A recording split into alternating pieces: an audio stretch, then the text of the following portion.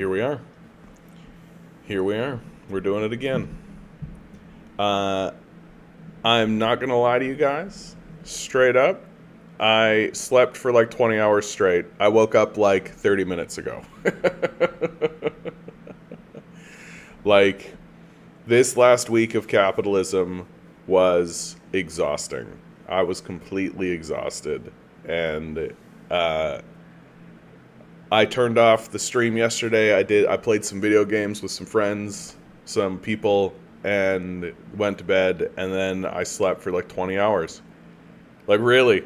It's been a long time since I've had a sleep like that. So, this stream is going to be kind of made up. It's going to be kind of just like, well, boopity boppity brr. Here's some stuff. Eric, good to see you, man. Sleeping is for the weak. That's right. Back to work 80 plus hours. Yep. That's what it wants. That's what the whole thing is doing, right? Like, you got to work your life away. You can't, try to discover who you are as a person. You can't try to discover anything about yourself as an individual. You can't grow, learn, any of that. None of that's permitted, right? It's that you got to work your entire life away for nothing.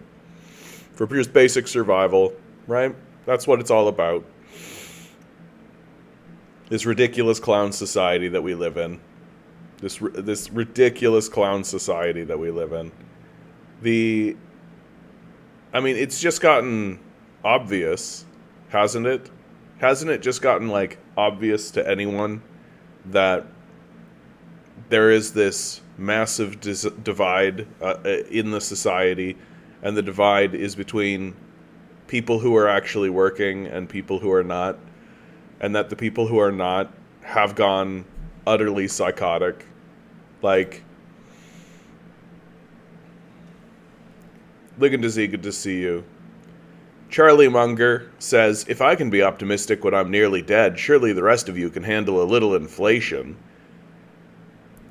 Literally a lich king looking out at his people at the end of his life. The people he's subordinated and destroyed in order to grind up and get his wealth.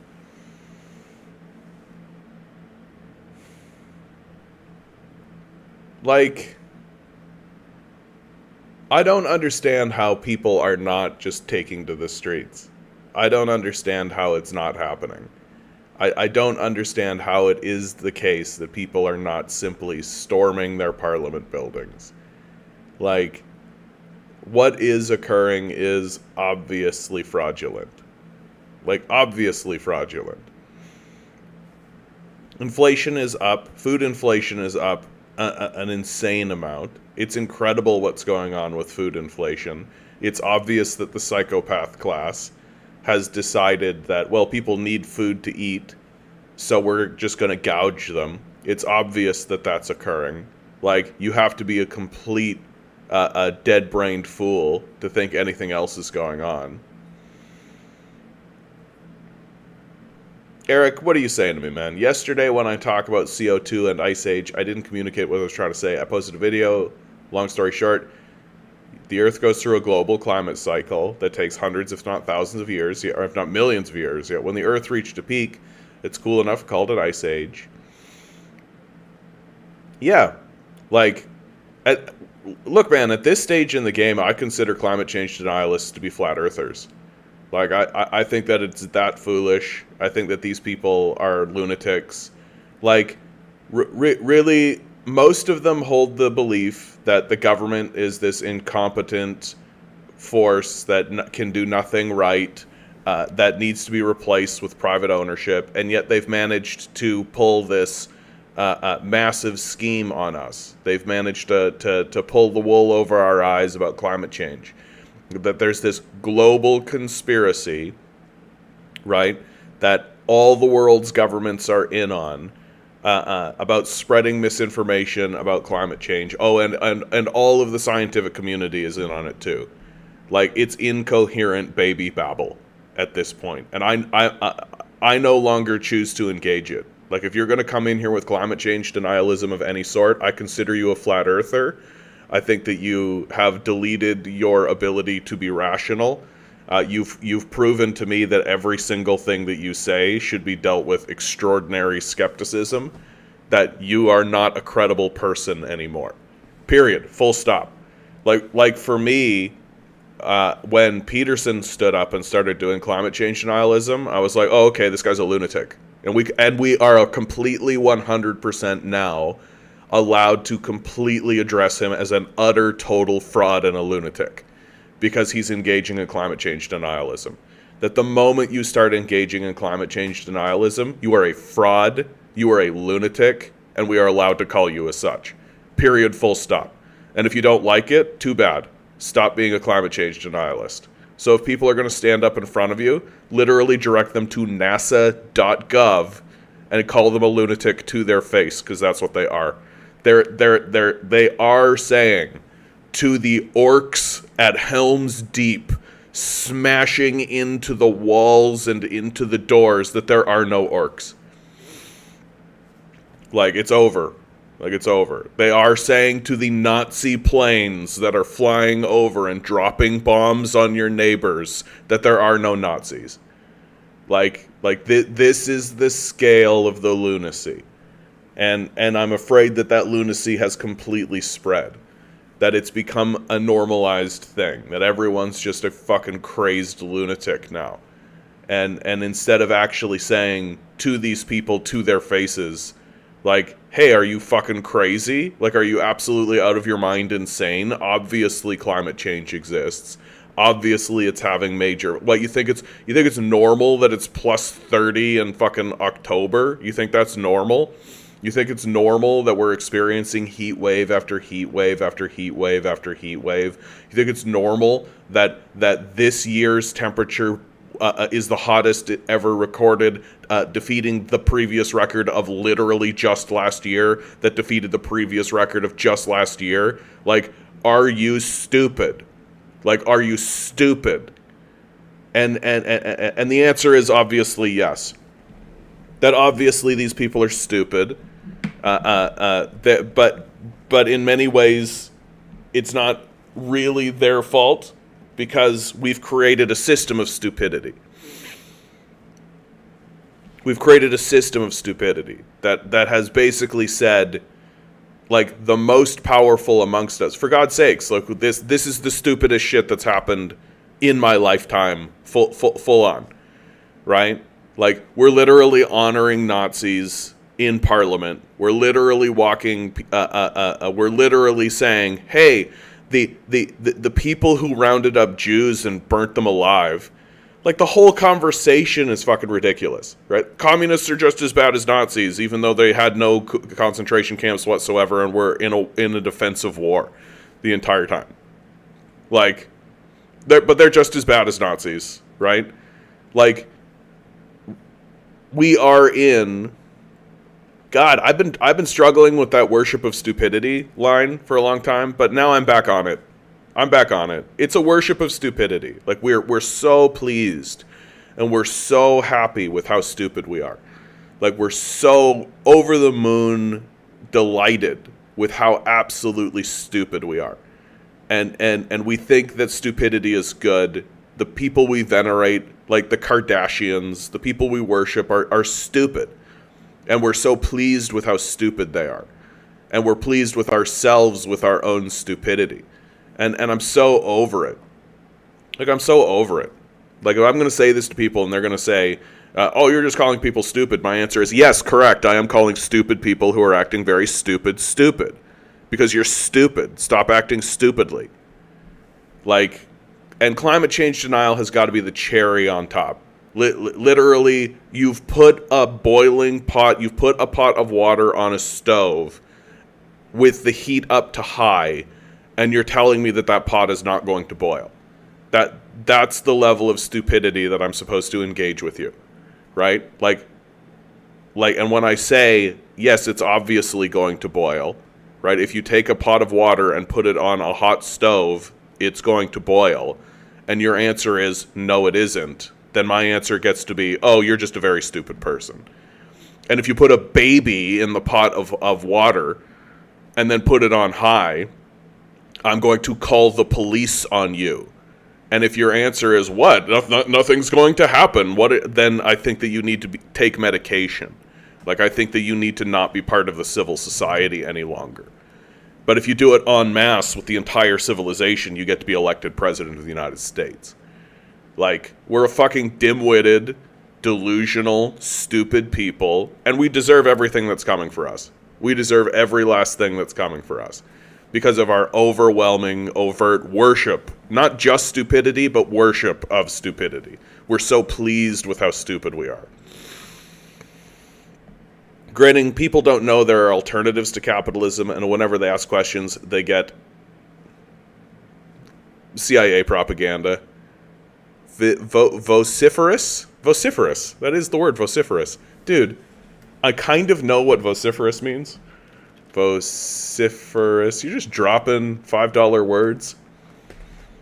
Vehement or clamorous. Yeah, vociferous. Well done. Well done. Properly used. Good for you, bud. You should be proud. You should be. You should be proud of the word vociferous right there. Well done. Level of methane and CO2, 8 ice age a year are increasing. Global temperature far quicker. Yeah, like we know. Like we know. Like it's so. This is why you don't create a billionaire. Like, this is why you don't create a billionaire, right? You don't want billionaires because billionaires are capable of spreading lies into the public, and they always will. Because eventually there is going to be a moment where the good of the public versus the wealth of the billionaire will come in conflict. And now it has happened at the highest possible level in the most important moment, right? And the billionaires are obviously siding with the Nazis. They're obviously siding with the Nazis. And we're just watching them do it, being like, oh, they just did a dummy oops. However, when I post capitalism fails whenever it's tried on conservative channels, I don't get the death threats anymore. Maybe it's my imagination, but I think things are slowly changing. I mean, I don't get told just get a job anymore, right? Like, because things have occurred in the society that has made it so that the psychopaths understand that they can't just be overtly psychopathic anymore. Because it's so obvious, right? Like, to me, it was obvious 10 years ago. But now it's like slapping them in the face with their obviousness. And instead of getting the response that they want, which is somebody getting frustrated and pulling up articles, and then they get to sneer and laugh because they're psychos, right? Instead of that, they're literally getting beat up, right? That if somebody were to walk up to somebody now and just say, just get a job, they would rightly just get punched in the face, right? They would rightly just get punched in the face. And nobody would stop them. Like, nobody would be like, you punched that man in the face? Everybody would be like, yeah, that's fine. Oh, you beat the shit out of him in the middle of the street in front of everybody? Oh, okay. And we've got video of this. Like, we see people doing this. Like, there's people walking up to Nazis and just punching them in the face in the middle of the street and then distributing it online and people are clapping. Like, so there are certain things that are over. It's finished. And it's going to continue being that way as the society begins to collapse downwards. Right, this whole individualist idea, this whole idea you've just got to bootstrap and individualize your individualism to individualize your individual, like, that's going to become on the same scale as Nazi propaganda. Like, people are going to look at that and be like, "What are you, stupid? Like, what are you talking about?" Like, there are massive, enormous institutions that are designed to destroy us on purpose, and they say so out loud. And you're walking around saying, "Just get a better job." What the fuck are you talking about? Horny Angel 96, good to see you. I don't know the context, but if I remember, me of a Tumblr post that was like, how babies live at around 70 to 80 degrees in the womb for 9 months, but can't stand 10 minutes of car on a hot day. And someone commented, have you ever baked a cake twice? Yeah, I think there's a difference between a child growing in a fetus and a baby living in the world, right? There's just a difference. Yeah, the billionaires are siding with the Nazis? Who could have guessed? It's never happened before. Exactly. Going back to our discussion of vaccine denialism, I view those who such view... Okay, I don't care to engage in this discussion.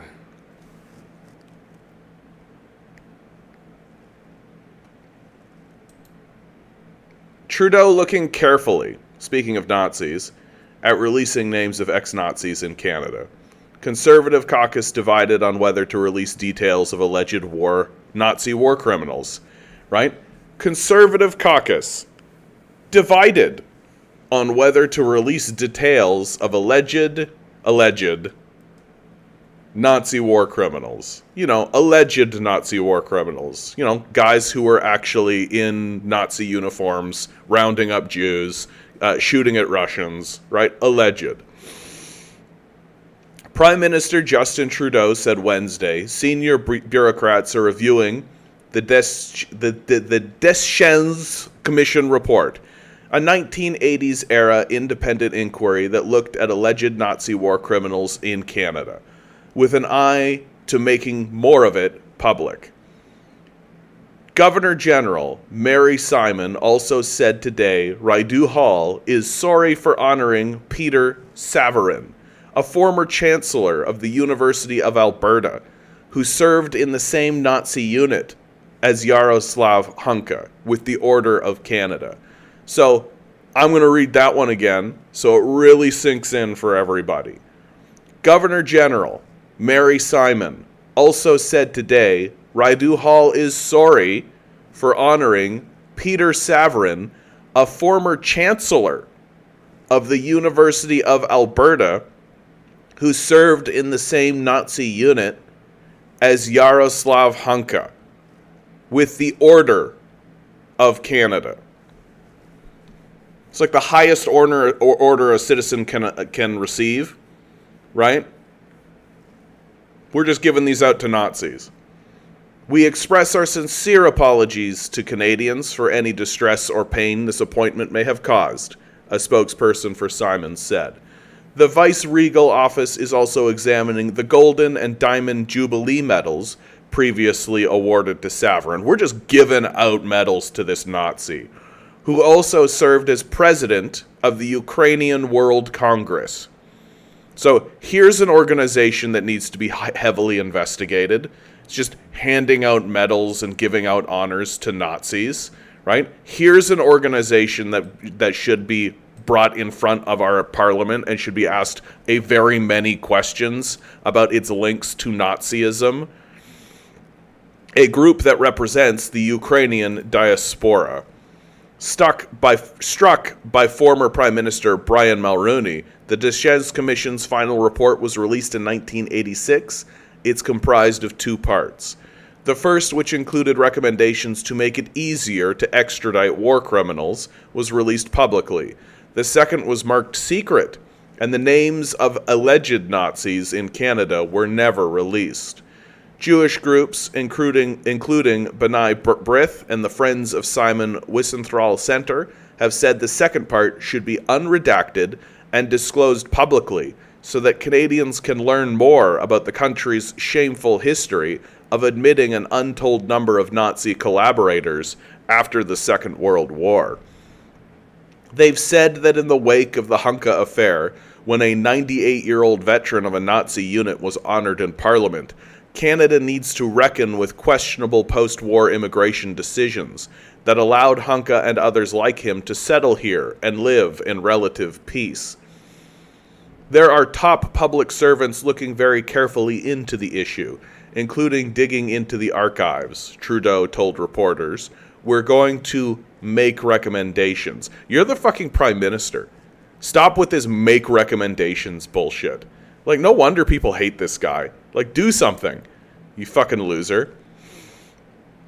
Reports suggest as many as 2,000 Ukrainian members of Hitler's Waffen-SS were admitted to Canada after the war, after some British prodding. The commission said that the number is likely lower than that. In an interview with CBC News, Michael Levitt, the president and CEO of the FSWC, said the country needs to know if thousands of war criminals were admitted to Canada. The expression, sunlight is the best disinfectant, could not be more relevant to this situation. If there was ever an issue in Canadian history that requires disinfecting, it's our shameful record of covering up Nazi war criminal immigration to Canada in the 40s and 50s, he said. It's long overdue. Asked if he had any insight into why the government concealed details of post-war Nazi migration, Levitt said, "The only way we're going to get the kind of answers we're looking for is the unredacted files to be opened." Asked if he had any insight into why the government concealed details of post-war Nazi migration, it's the same reason why Bruce Wayne covers up the work of Batman. Quebec Liberal MP Anthony Housefather said it's a delicate issue. It's not a delicate issue. It's a delicate issue for you, because the government doesn't want to bring pain to a lot of Eastern European countries. Yes. It certainly isn't that the Liberals don't want to be indicted the way that they have been, right? It certainly isn't that the populace is going to look at the Liberals and be like, oh, you guys were always Nazi collaborators. Oh, you guys were always 100% of the time working with Nazis. Oh, shit. And you're the natural ruling class of Canada. Oh, shit. Hunka, for example, has framed his war service as a fight for Ukrainian independence. What a fucking loser. The unit he fought for, the 1st Galician Division, also memorialized by Ukrainian expiate groups at different sites across the country, which should be fucking removed. They claimed the Waffen-SS troops were fighting not to advance Hitler's racist and genocidal agenda, but to push back against the totalitarian Soviet Union, which is hilarious because this guy, something like 50,000 Ukrainians fought with the Nazis, something like 7 million Ukrainians fought with the Soviets. So this guy's, look guys, a murderous, crazed, racist war criminal is also a fucking total liar. Who knew? The fact that the CBC is not just basically making fun of this, the fact that the CBC is not saying, yeah, look, crazed war criminals also lying about their intentions, right, in order to cover their own skin. The Deschamps report also concluded that allegations of war crimes committed by the divisions have never been substantiated. The finding conflicts with what the post-war Allies-led Nuremberg trials concluded about SS units like that one. For that reason, Jewish groups say they want to see all that the Deschamps Commission compiled to better understand its conclusions. We have to recognize we have a horrible past with Nazi war criminals. We opened our country to people after the war in a way that made it easier to come if you were a Nazi than if you were a Jew, Housefather said. I love that, because that's actually something I haven't heard anybody say, but it's absolutely the truth. We opened our country to people after the war in a way that made it easier to come if you were a Nazi than if you were a Jew, Housefather said. We have to look at what the redactions in the Deschamps report. I'm sure there's much of it that can be unredacted. We just need to find a consensus.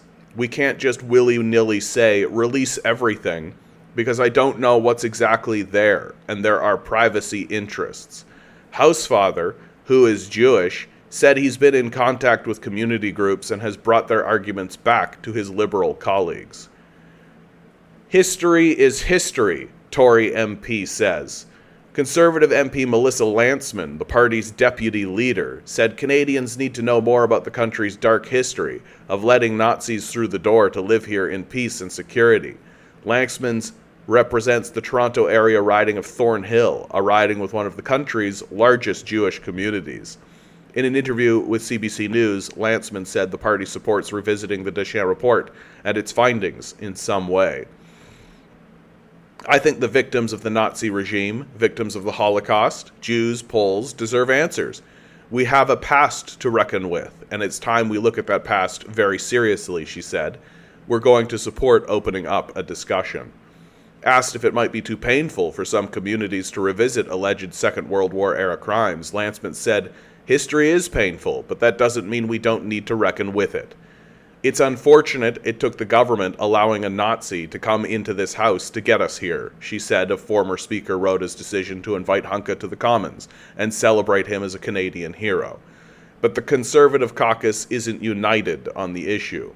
Quebec Conservative MP Gerald Deltel Poilievre's environment critic, said Wednesday he's not open to revisiting the issue right now. I don't think so, he said when he asked the secret report should be released for all to read. Big surprise, conservative environment minister also denying other things. Yeah, big shock, right? Climate change denialist also denies other things. Yeah. I don't think it's the occasion to review it. At this time, I'm not there. I don't think it's time to review everything. History is history, he said. Deltel said that as the son of a Canadian World War veteran, the ill-fated celebration of Hanukkah was a painful moment for him personally. I can't imagine what would have been his reaction to his son giving a standing ovation to a Nazi, Deltel said of his late father, who lived with German shrapnel lodged in his head until his recent passing. So here's a guy who straight up, his dad had shrapnel in his head because of the Nazis, right?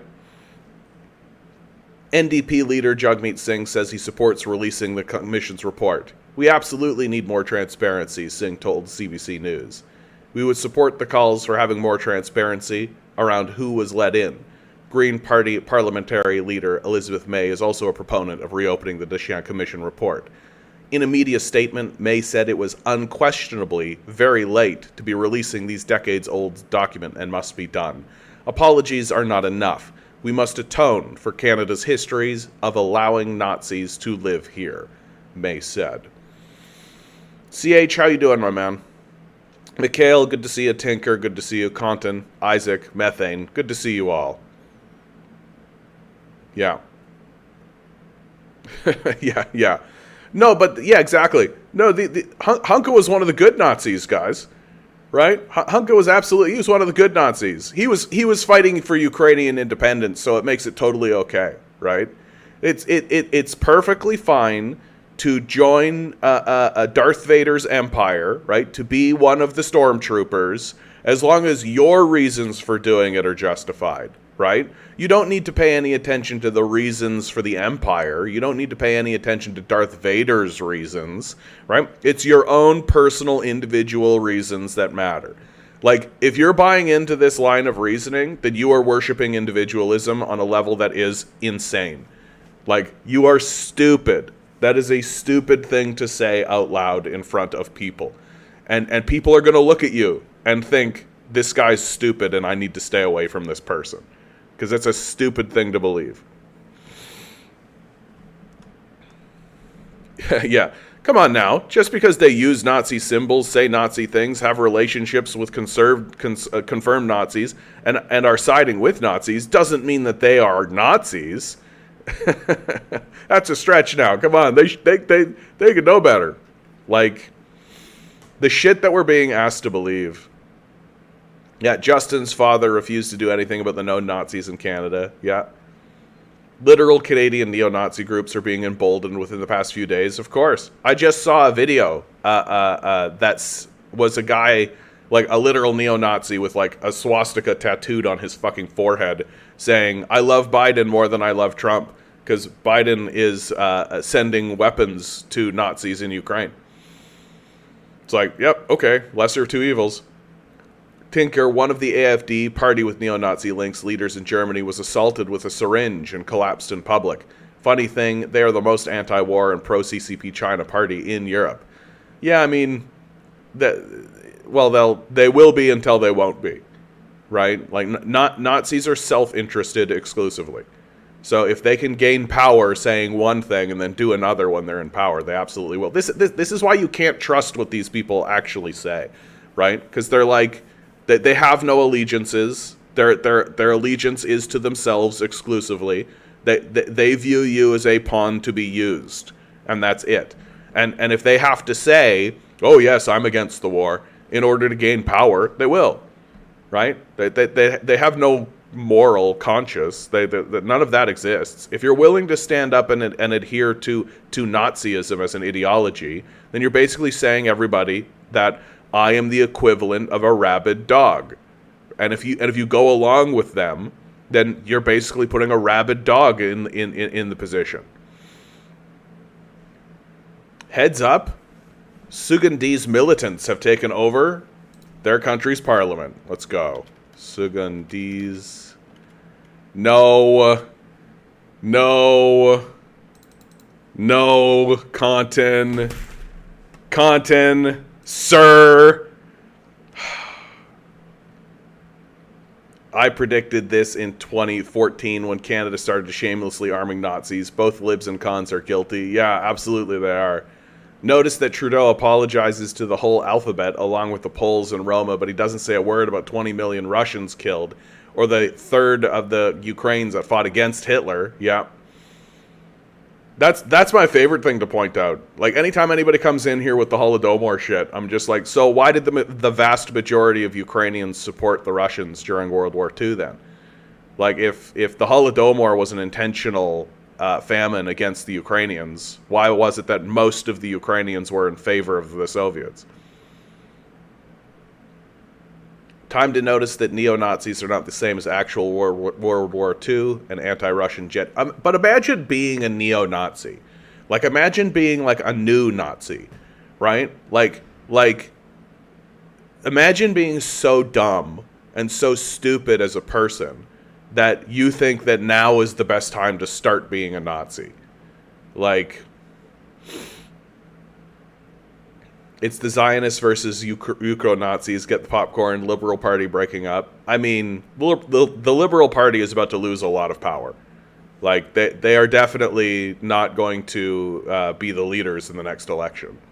And it does look as though, like, historically now, if you take a look at, what do we have?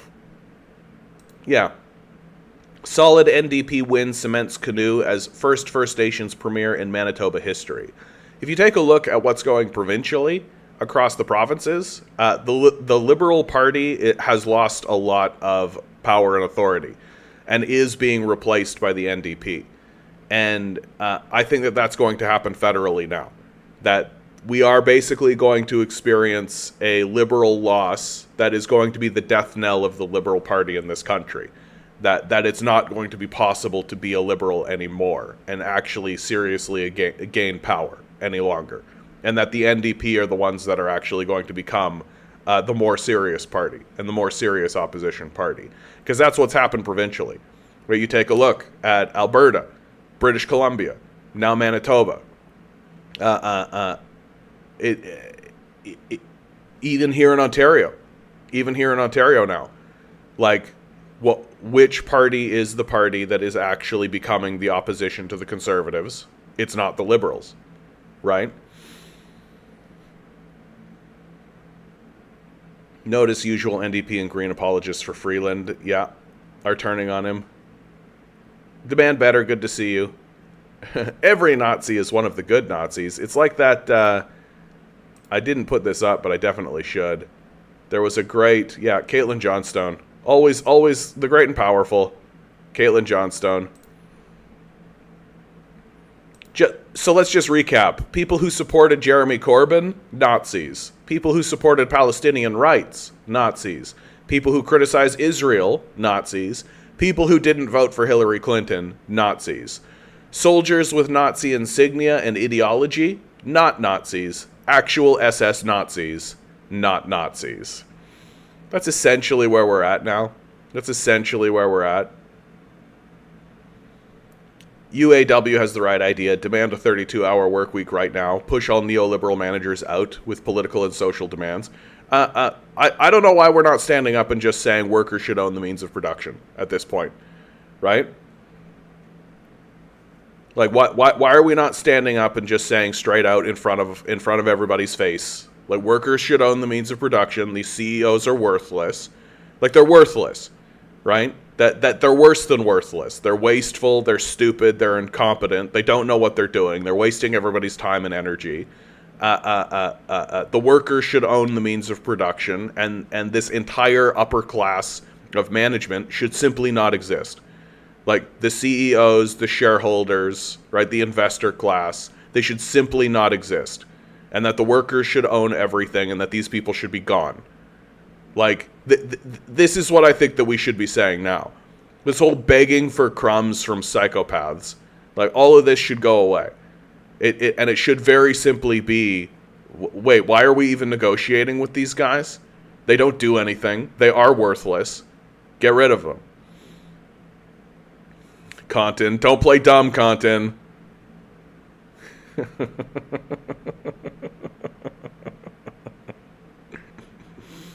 John, if I say the Laffer curve, do you know what I'm referring to? Yes. It is one of those things that's banging around back there, but let's just look it up. Laffer curve. The Laffer curve is a relationship which suggests there's an optimum tax rate which maximizes total tax revenue. Yeah, this is apologetics for the billionaire class. All wealth over $1 million should be taxed away at 100%. Done. We're finished. Over. Do not allow psychopaths into your society. Just full stop, period. Do not allow psychopaths in your society. And if you're allowing a billionaire into your society, you are allowing a psychopath into your society. Full stop. It's a 1-to-1 ratio. The second you become a billionaire, you are a psychopath. It's a 1-to-1. So we should tax away wealth at $1 million. If you earn $1 million, or if you have, let's say, $10 million, I would prefer if it was $1 million, but people seem to lose their minds about this. Then we tax it away at 100%, and it's over. And it isn't actually for some economic structuring and redistribution argument. It's because psychopaths are bad. If you have $1 billion, you are a psychopath. Get rid of psychopaths. Disempower psychopaths. Do not allow psychopaths in your society. Get rid of them and be done with it. And if you're going to stand up in front of me and try to debate that a billionaire is not a psychopath, then goodbye. Get out of here. It's over for you.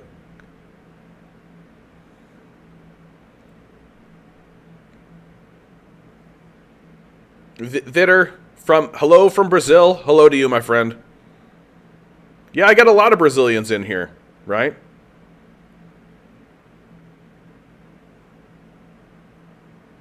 NDP can't actually form a federal majority.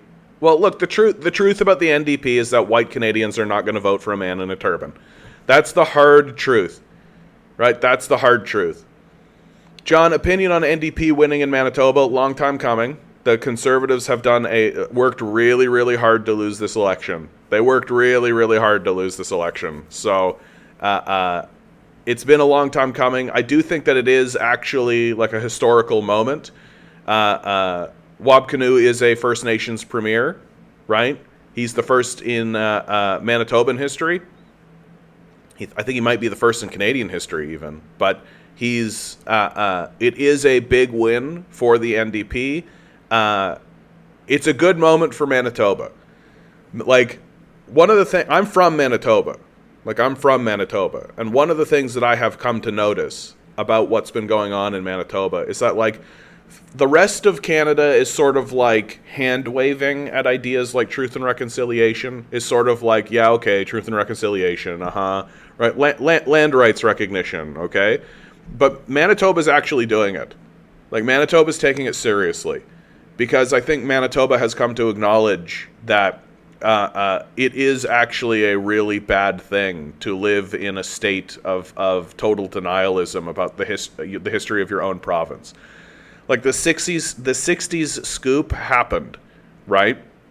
And I remember when I was growing up, and there was a lot of this sort of First Nations talk going on, the Conservatives around me, including members of my own family, viewed the First Nations people as they just need to get jobs and pull themselves up, and you know what happens if they have that? Well, they waste it and all this kind of stuff. And for a little while, I was willing to go along with that, right? But when I heard about the 60s scoop, when I learned about the 60s scoop, where the RCMP, along with the Catholic Church, kicked in the doors of First Nations people and kidnapped their children to put them in tuberculosis-ridden boarding schools to essentially murder these children en masse in an overt genocide that they were open about, right? This is the thing about real genocides that actually happen, is that when they actually happen, they're spoken about very openly. And the 60s scoop was spoken about very openly. We literally have parliamentarians voting on it. And so when you've got an entire generation of an ethnic group kidnapped from their families, you're going to see results. Like, you're going to get the results of this.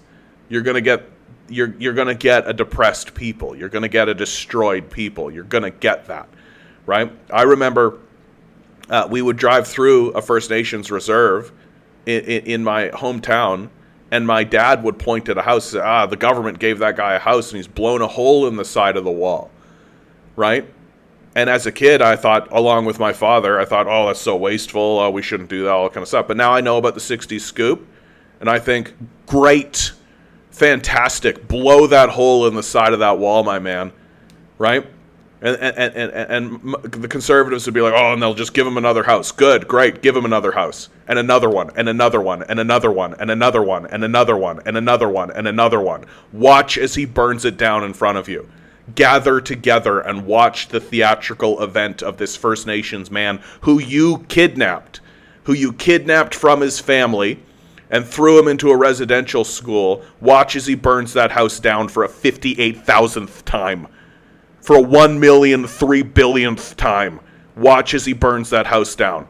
Cart a house to that plot of land, put it in front of him, watch him put gas on it and throw a match on it, and then put another house on it to watch him do it again. Over and over again. That's what you bought. And so, Wab Kinew becoming the First Nations premier in Manitoba is a big fucking deal.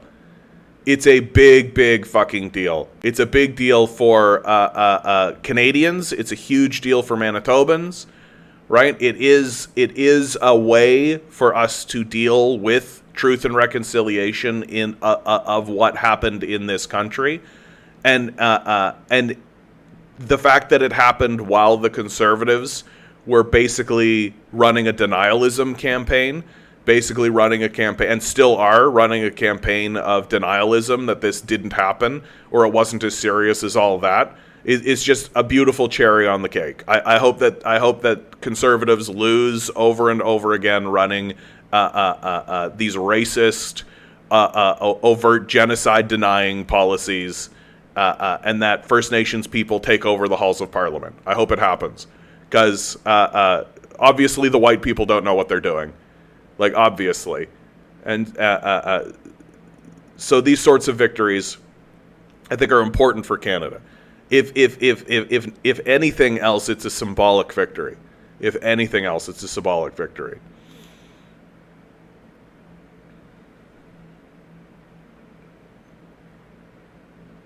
To be honest, I think it's theoretically possible for somebody worth so much, the entire world, to be a millionaire. I doubt it would happen. Yeah.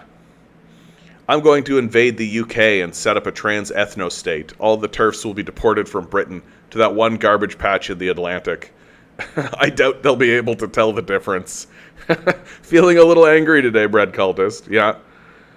Cisgender conforming people will be allowed to visit the trans-ethno-state under certain circumstances, but ineligible for citizenship or permanent residence. Yeah, don't forget the sarcasm. I don't know. I think that'd be an interesting place to be, right? As if, how you doing? People can't be motivated by anything other than money. Yeah. We need shareholders. We do not. Absolutely false. Full stop. We do not need shareholders. Shareholders are worthless. They are literally parasites. They do nothing of value whatsoever, right? Things would become too easy, would become soft, lame. Things would become too easy. Fuck that whole argument. Fuck that whole argument right across the board, right?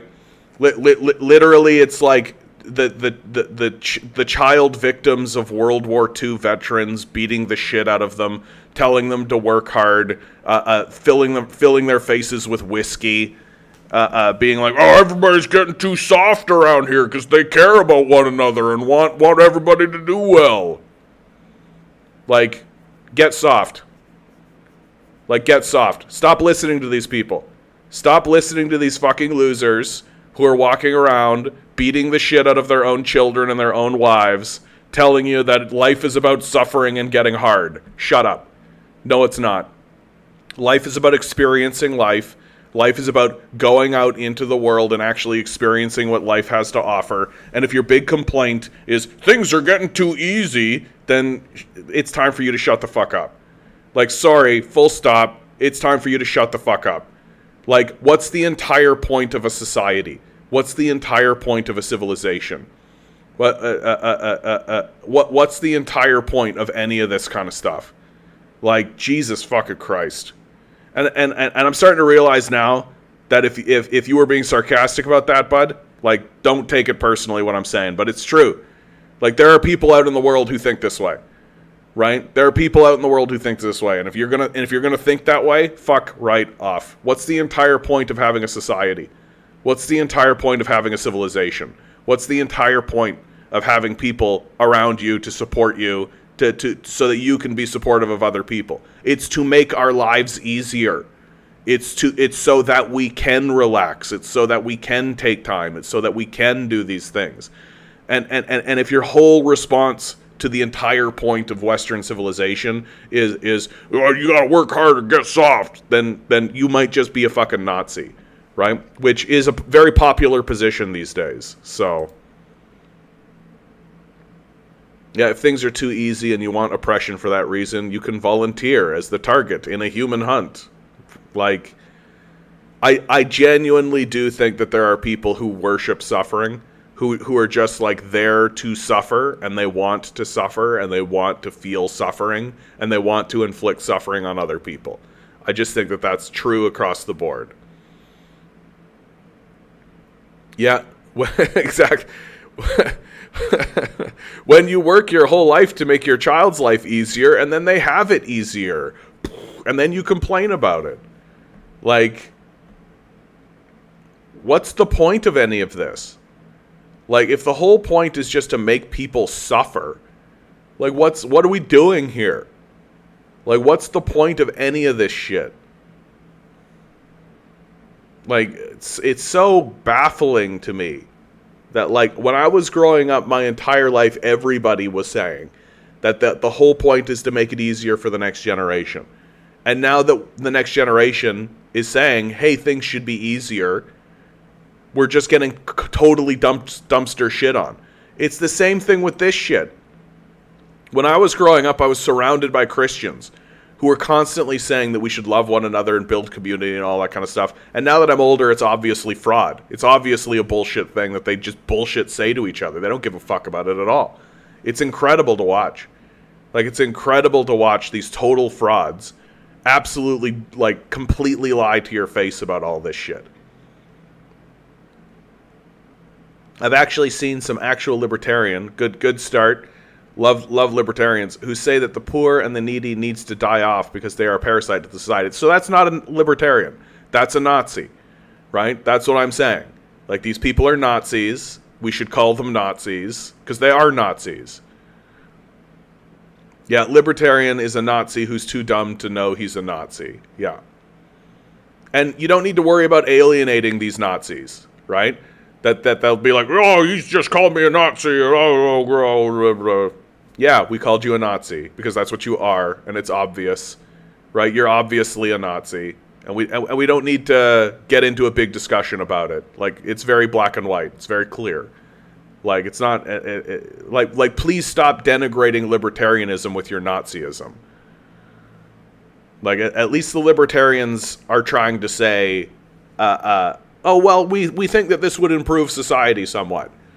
Like, a genuine libertarian in America actually does believe that his wrong-headed worldview, it will lead to some benefits for someone. I don't know why they think that, because it can be disproven with a single game of Monopoly, but they do, right? An actual libertarian will actually believe that what we're doing is increasing the prosperity for all with this ideology, right? They're wrong, obviously, but that's what they're saying. So if this guy is saying what we need to do is actually round up groups of people and massacre them en masse and people need to die off, they're Nazis. Like, just straight up. They're just Nazis. And we don't need to tolerate it at all. And how dare they insult the word of libertarianism? How dare they denigrate the other libertarians who are actually trying to argue from a position of good faith? Bread Cultist says, some people will defend those who served in the SS, saying they were forced into it, but that wasn't until 1943 that conscription was introduced. The vast majority of soldiers who served in the Waffen-SS units, especially in the 1st Galician Division, were volunteers, not conscripts. Yeah, like, and,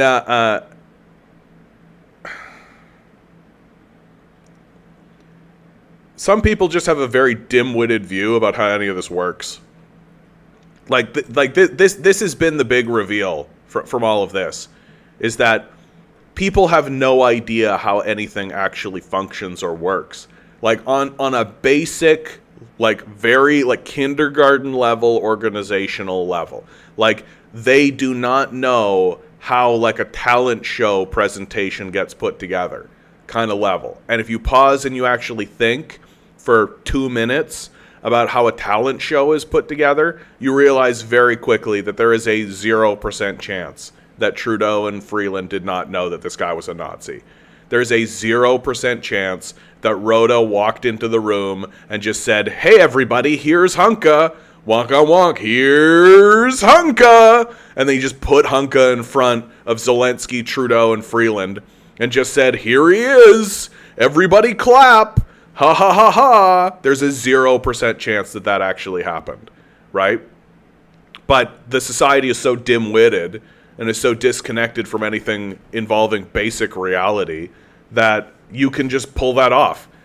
Like, oh, the Trudeau Parliament does less organization than my workplace. Probably not, bro. Like, probably not.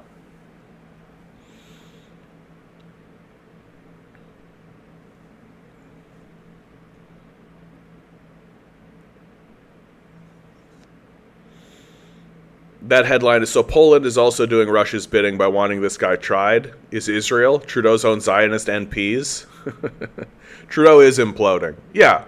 Like, I'm looking forward to seeing what the next polls are going to look like. Like, if Trudeau doesn't lose at least 10 points over this, like, if he doesn't lose at least 10 points, I'll be blown away.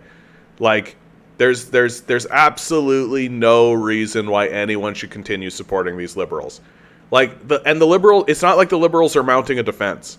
Right? Like, they see that they're plummeting and tanking in the polls, and instead of coming forward with actual policies and ideas and thoughts, right, their whole strategy going into this next election is basically, we got you through COVID. Like, that's basically going to be their whole thing. And it's not going to work. Because I think the liberals know that they're done. Right? Justin Trudeau wants to leave office and go work. He's not going to work. He's going to be a consultant for some fossil fuel company, right? That's what's going to happen. He's going to stop being the Prime Minister of Canada because that's too much work for him. And he's going to go retire being a consultant for some fossil fuel company. And he wants to do it. So he's not going to mount an attack because none of this was ever about helping Canadians. It was always about his own personal prestige, always. And that's exactly what it's going to end up being. He's going to go be a consultant. Every so often, somebody will come to him and be like, hey, the new prime minister is doing this. What are your thoughts? And we'll see an article published saying, former Prime Minister Justin Trudeau says that what Prime Minister Poilievre is doing is blah, blah, blah, blah, blah, blah, blah. We're all going to be like, well, Trudeau, blah, blah, blah, like we do with Mulroney, as if Mulroney has any credibility to talk about issues at all. Like, and that's exactly what's going to happen. Like, there's no justice in this. Right? Like, there's no justice in this at all. Trudeau is not going to be punished. He is going to leave office the way that he always knew he was going to, right? And he's going to go work for fossil fuel companies as a consultant, which is exactly what he was always going to do. Always, from the beginning. Like, and anybody that's going to go, haha, we got him. We got him out of office. Fuck Trudeau, we got him, yeah! You're a fucking dimwit. You're a dimwit. Of course Trudeau got out of office. He's a politician. That's what they all do. Like, that's what they all do. And he's not mounting a defense because he knows he's done. And he's not interested in helping the Canadian people. He's not interested in fighting for the Canadian people. He knows he's finished. And so he's just going to leave. He's going to exit stage right, collect his paycheck, and retire. That's how we roll in the West, right? We don't actually punish people for anything. Oh, but we got him out of office. That'll show him. Fucking dimwits. Liberals were destroyed in Manitoba. Yeah, they only hold one seat. One too many. Mikhail Johnson, that's what happens when you obsess over trying to direct the path of our evolution. People think they understand evolutionary consequences enough to decide who's soft and who's hard. Yeah, there is that too. Like I think I've made a pretty strong point, and I've landed on it pretty hard today, that we are a very dim-witted, stupid people. And so what makes us think that we can grab hold of, like, evolution itself and be successful? Like, that's not going to work. As if they figure since they suffered to have the chicken fed they have, you should have to do the same. And if you don't, they are perfectly happy to let you suffer instead of asking why they had to. Yeah. Yep.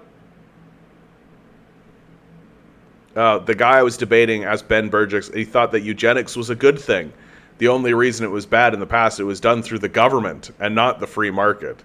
Yeah. Oh, wow. Can you imagine free market eugenics? Can you imagine what that would look like? The stream ender comes in. What's with your prime minister saluting a Nazi? Yeah, bud. We've basically been talking about that since it happened here on the Canadian Commie. What is with our Prime Minister saluting a Nazi? Huh? What's up with that, do you think? So, I'll give you my take, okay? That, let's just cut through to the chase, which is that Justin Trudeau and Chrystia Freeland, our Deputy Prime Minister, knew that he was a Nazi, okay? The Trudeau administration has been arming Nazis for a long time. Right? Canada has been arming Nazis for a long time, right? That the Azov Battalion, the Nazis that exist in Ukraine, are well known. You got to basically shut your brain off to it at this point and basically be like, no, the Nazis that say they are not Nazis, kind of level thinking. And I think Trudeau, like, you know what a dog whistle is, right? Like, a dog whistle is when you release a statement or make something that has a code in it that is attached to the history of Nazism. 1488 is a big one. That's a dog whistle, right? Well, here's a dog foghorn. Here is Justin Trudeau standing up to all of his Nazi friends and all of the Nazis he's been arming and all of the pro-Nazi people that are out there, right? Including his Nazi buddies in the WEF, right? Like Klaus Schlingler or whatever his fucking name is, the guy that created it, former Nazi, standing up and basically saying, we love Nazism. Nazism is totally cool. Nazis are great. Make sure that you continue funding us because we love Nazis. Like, that's what's going on with this. So that when he leaves office, he'll be well taken care of by the Nazis he's been funding. Like, this guy is an international embarrassment. He should resign without a doubt. The fact that Pierre Poilievre did not insist on his resignation tells me that Pierre Poilievre is in on it. That they all know. Like, everybody knows. Like, how does Rhoda get Hunka in front of Justin Trudeau without nobody knowing about it? Like, it's an embarrassment. Good opportunity to say like, share, subscribe, guys. Hit the bells, hit the whistles, right? Become a member, do all that kind of stuff. Send a little money my way. Every little bit helps. More importantly than any of that, tell people I exist. Let people know I exist in the world. I'm trying to build this thing. I'm trying to build a movement, a legitimate political movement, because have you noticed our leaders are Nazis? Have you noticed how climate change denialism has become the norm? Have you noticed how Western civilization is in a free fall collapse and nobody seems to care? Well, we here at the Canadian Commie, we do care. So please consider supporting. Thank you. Yeah. Trudeau will keep declining until he throws Freeland under the bus. I don't think he is going to throw Freeland under the bus. Like, Trudeau doesn't need to throw anybody under the bus, right? Like, Trudeau, like, if you are throwing someone under the bus politically, it's so that you can try to salvage yourself. Trudeau's not interested in salvaging himself. Like, he knows that he's over. He knows it's done, right? And throwing Freeland under the bus would be just a bad call. Freeland is, like, the Nazi in all of this, right? Like, Freeland is a dyed in the, like, her grandfather was a Nazi collaborator who worked in the propaganda system under Goebbels. She has a degree in Russian studies from Harvard and a master's in Slavonic studies from Oxford. She works with Ukrainian fascists and Ukrainian Nazis here. She is straight up, like, put on the SS uniform, do the Nazi salutes, Nazi, right? And so if Trudeau tried to throw Freeland under the bus, that would basically undercut his objective, which is to get in bed with these Nazis. So he's just going to go out quietly. He's going to lose this next election, and he's just going to go out quiet, and he's going to go work for these guys.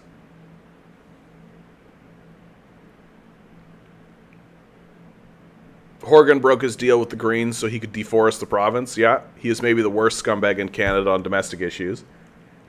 Freeland is worse globally. I mean, I don't care to, like, create a tier list, right? Like, they're all worthless. Like, they're all worthless. The working class should be the people who own this place, who control everything, and these people should go eat, pound sand. They should go fuck off, as far as I'm concerned. Trudeau will not run in the next election. He wanted Mark Carney to replace him, but Carney doesn't want Freeland or those ultra-Zionists. Let them drive each other out with finger pointing. No, I mean, Trudeau's going to run. He's just going to lose. Man, this is John's anti-colonizer arc for real. Went from diet anti-colonialism to raise Valhalla to ash and glass and embers version of anti-colonial. Look, the Nazi thing is too far. Straight up. Like, it's the moment where we all recognize 100% that the narrative of, like, well, I didn't do any of those things, and I am trying to do my best in the world for what's around us, all of that dies on this issue, right? All of that dies on this issue. They know about their history, they know what their fathers did, and they like it, right? They like it. They're not trying to solve the problem. They're not trying to fix the issues of colonialism. They're happy colonialism happened. They're happy that their fathers committed a genocide against these people. They're happy that they stole the land for them. They're happy all of that occurred, and now they're going to salute Nazis about it. Like, the beneficiaries of colonialism are scumbag losers across the board, no exceptions. The only way that you get to free yourself from being a colonial loser is if you actually are standing up and saying, hey, that was bad and we should change these rules. We should change these laws. We should operate differently in the world, right? That there is such a thing as systemic racism and we should do something about it, right? If you're actually trying to work to resolve the sins of your father, then you get to actually stand up and say that my conscience is clean when you get to meet your maker. But you're not going to do that. Most people are not going to do that. And the whole play dumb, right, thing that's going on, well, I wasn't responsible for any of that. That was my daddy that did that. I'm not responsible for any of that. Now, if you'll excuse me, I'm going to go sit on all the land that my dad stole. Like, the play dumb thing is over. Like, these people are Nazis. That they are supporting Nazis. They are giving money to Nazis. They are sending weapons to Nazis. And they are celebrating Nazis in the parliament. These people are Nazis. And if you're going to vote for these people, if you're going to support for these people, then you get to also be called a fucking Nazi. Boo Yao, first comment. I hope it's a beautiful one. or returning the material extracted by colonialism to its rightful owner in the form of reparations to the Revolutionary Leadership Party? Reparations is an interesting one. Like, I don't really... Standing up feels a little rack. Like, I think that we should tax away the millionaire and billionaire class completely and redistribute it into the society fully, while essentially ripping up the colonial legacy of our legal system. Does that count? Is that reparations? Right? Like, if we literally destroy the entire colonial structure, does that count? Is that reparations? Or does it very specifically need to be, we're going to give this very specific group of people wealth, and that's it? Is that all reparations is? Because my position straight up is, if we should tax the millionaire and the billionaire class at 100%, earnings over $1 million taxed at 100%, earnings over wealth held at over $1 million taxed at 100%, and we should destroy this class of people completely 100%. They should cease to exist. That if a business exists, it should be owned by the workers. Period. And there should be big question marks over whether or not any of this tech stuff, especially, has any validity or value in our society. Like, I am over pretending like the position is, well, we should negotiate with these guys in order. No, negotiations are over. These guys are honoring Nazis in the halls of Parliament. Like, these people are psychopaths who have lost their minds completely. You don't negotiate with Voldemort. You don't negotiate with Darth Vader. You don't negotiate with Hitler. You don't negotiate with these people. You say, okay, we have power now, so your power is gone forever. And you scorch the earth of their presence.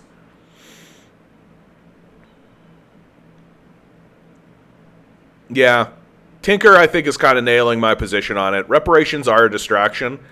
Because, look, if you actually did do reparations, do you know what would happen?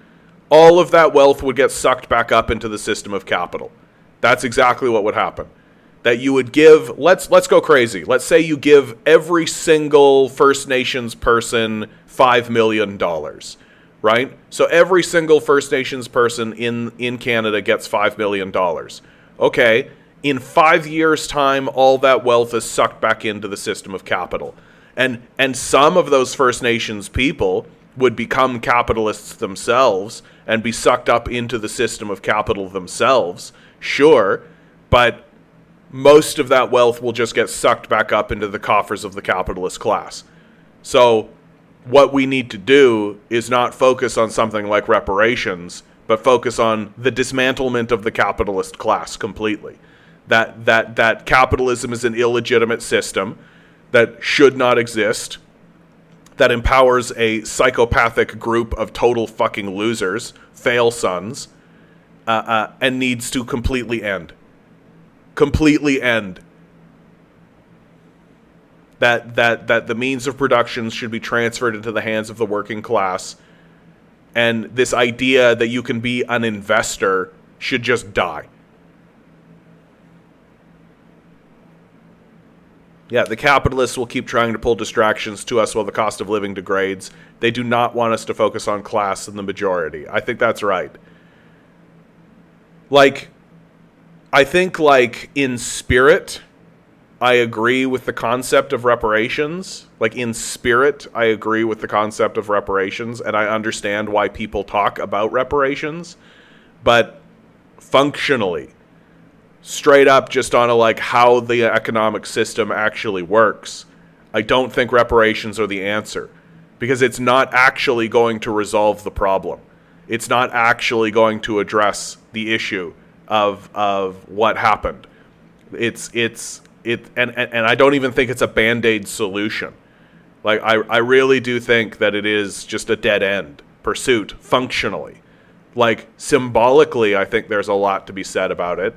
And symbolically, I think it's an interesting thing to bring to the fore, right? But in terms of actually saying to the colonial state that we live under, hey, we're attempting to destroy you and dismantle you. We're actually going to be rid of you so that you can no longer spread your malice into our society. We're actually going to really destroy it. It doesn't work.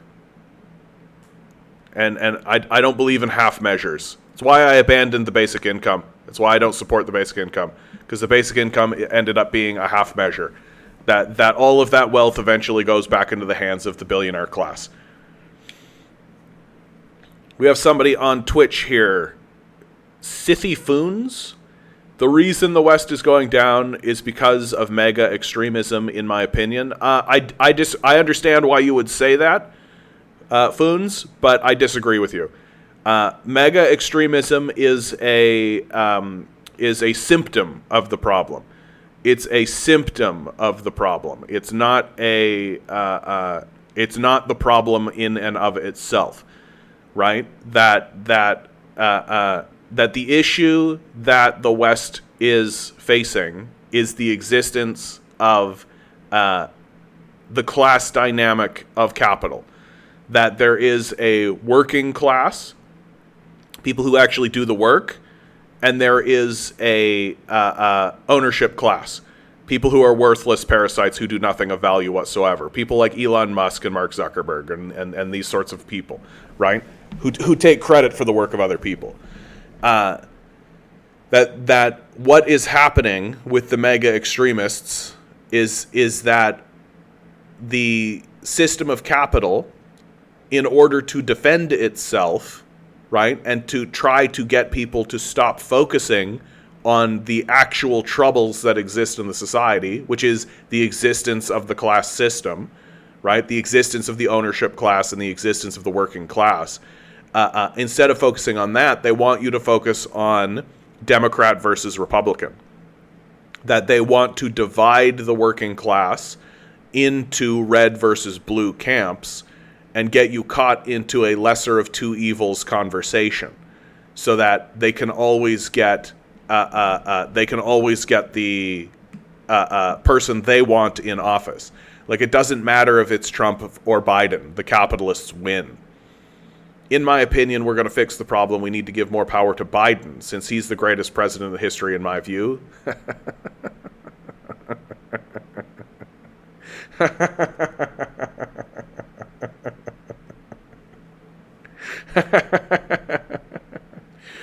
If, in my opinion, we're going to fix the problem, we're going to need to give more power to Biden, since he's the greatest president in history, in my view. In history. Lincoln freed the slaves. I'm a Biden supporter. 100%. Just letting it sink in for my chat. Yeah, Obama gave us Trump, sure. Joe Biden, is a major reason why the society is in the collapse that it is in. He was a senator, or was it a congressman, for 20 years, right? He worked for the credit card companies, worked very hard to ensure that the working class was put under assault, worked very hard. His signature is all over the crime bill, right? The war on terror and the war on drugs. His signature is all over it, right? Hello, Pell Menace TV7. Good to see you. Joe Biden is a creature of capital. But Biden beat Trump. That's the best accomplishment in the 21st century.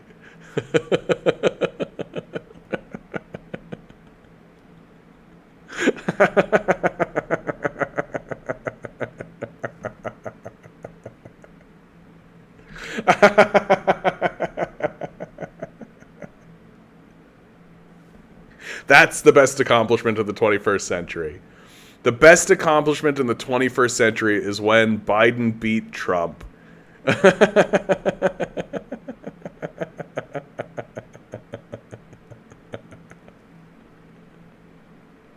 Yes. Amazing.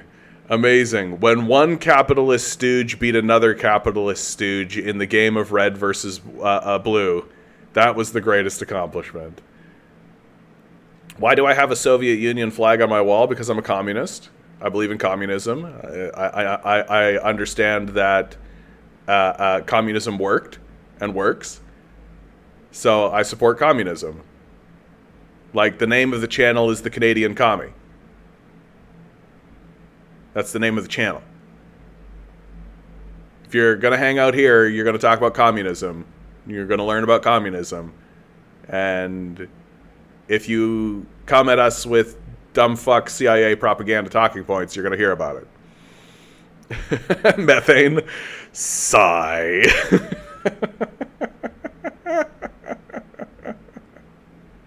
Yep, one old demented pedophilic war criminal beat another old demented pedophilic war criminal. Yeah, exactly.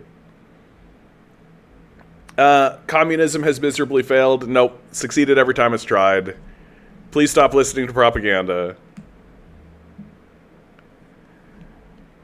I'm cool with communism, but I'm personally a Democrat at the moment. Okay, Sithy Foons, if I wanted to be really nice to you, because you actually do seem like a nice person, like you're not coming in here with bullshit, right? I want to be nice to you. You are caught up in a game, right? And it's a game, it's the game of capital. That the game of capital is, it really, really needs you to fall into a blue versus red camp. It needs you to fall into that category. It needs you to say vote blue no matter who.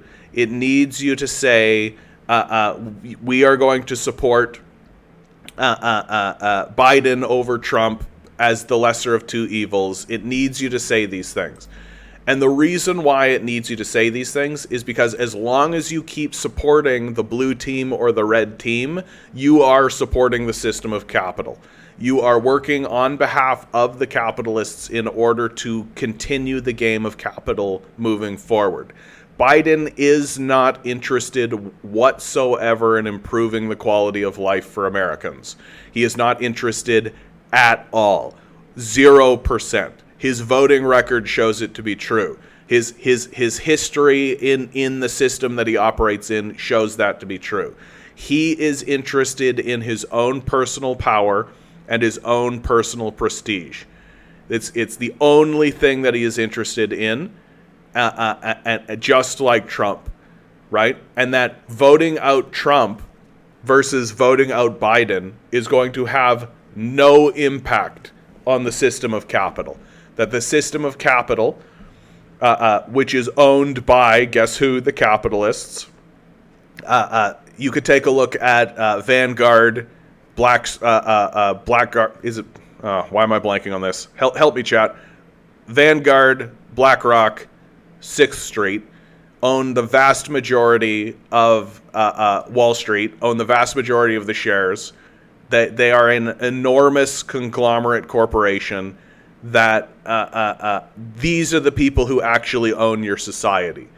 And these people fund all sides in all elections in order to ensure that the person who ends up winning is a capitalist. And so what you're looking at when you're looking at politics is more akin to a WWE match. It's staged. They come out and they insult each other and they throw stuff and they do all this kind of stuff back and forth, and the audience boos and the audience cheers. There's a conflict of some kind. Then the event ends and they both turn around and get paid by Vince McMahon. So if you being a Biden supporter is basically saying, I love being owned by capital and I'm going to continue being owned by capital.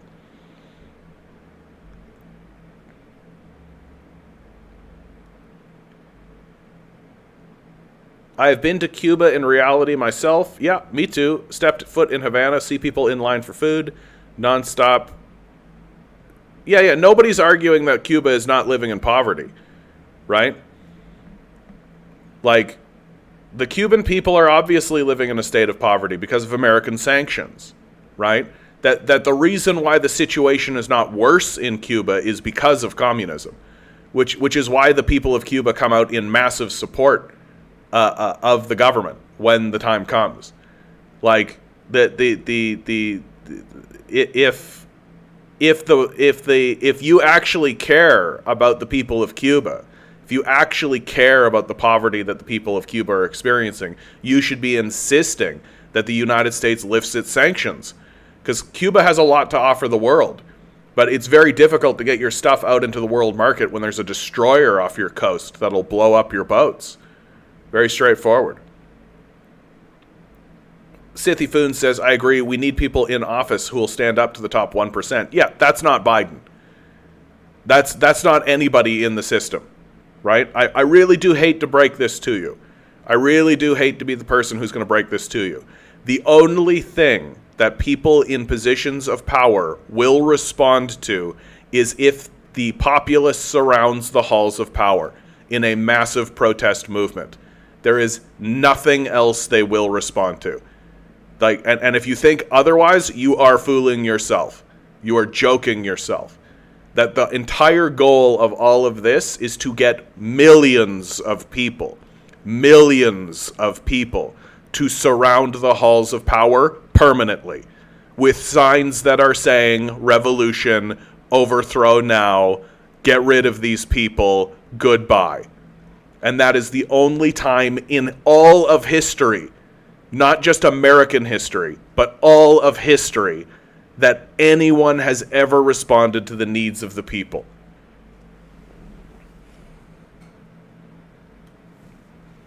It was true under FDR. Like, FDR didn't put in the New Deal because he was a good man.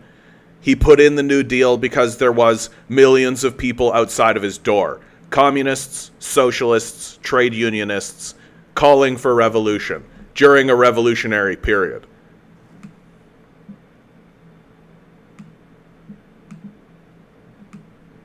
Come on now. I hate what Twitch does. There we go. I know you're Canadian, but you do realize the importance of voting. It's not important. Like, the only time that voting is important, and I would say that voting would be important if you vote for the man with the boot on his head, right? If you go to the voting booth and you vote for this guy, man with boot on head, then you're doing voting correctly. If you are voting for red or blue, if you're voting for capitalist parties who do not have your best interests at heart, if you are voting for a party that is totally bullshitting you and then is going to turn around and completely, the red noose or the blue noose, right? If you go vote, and if you think voting is important, you should be voting for people who wear boots on their heads. You should be voting for the guy that says the rent is too damn high.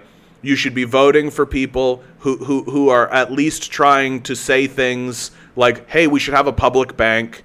Like, you should be voting for people who, because the craziest position, the most insane possible position for a person to hold at this stage in the game is that the system of capital is good and working. That what we need to do is support the system of capital.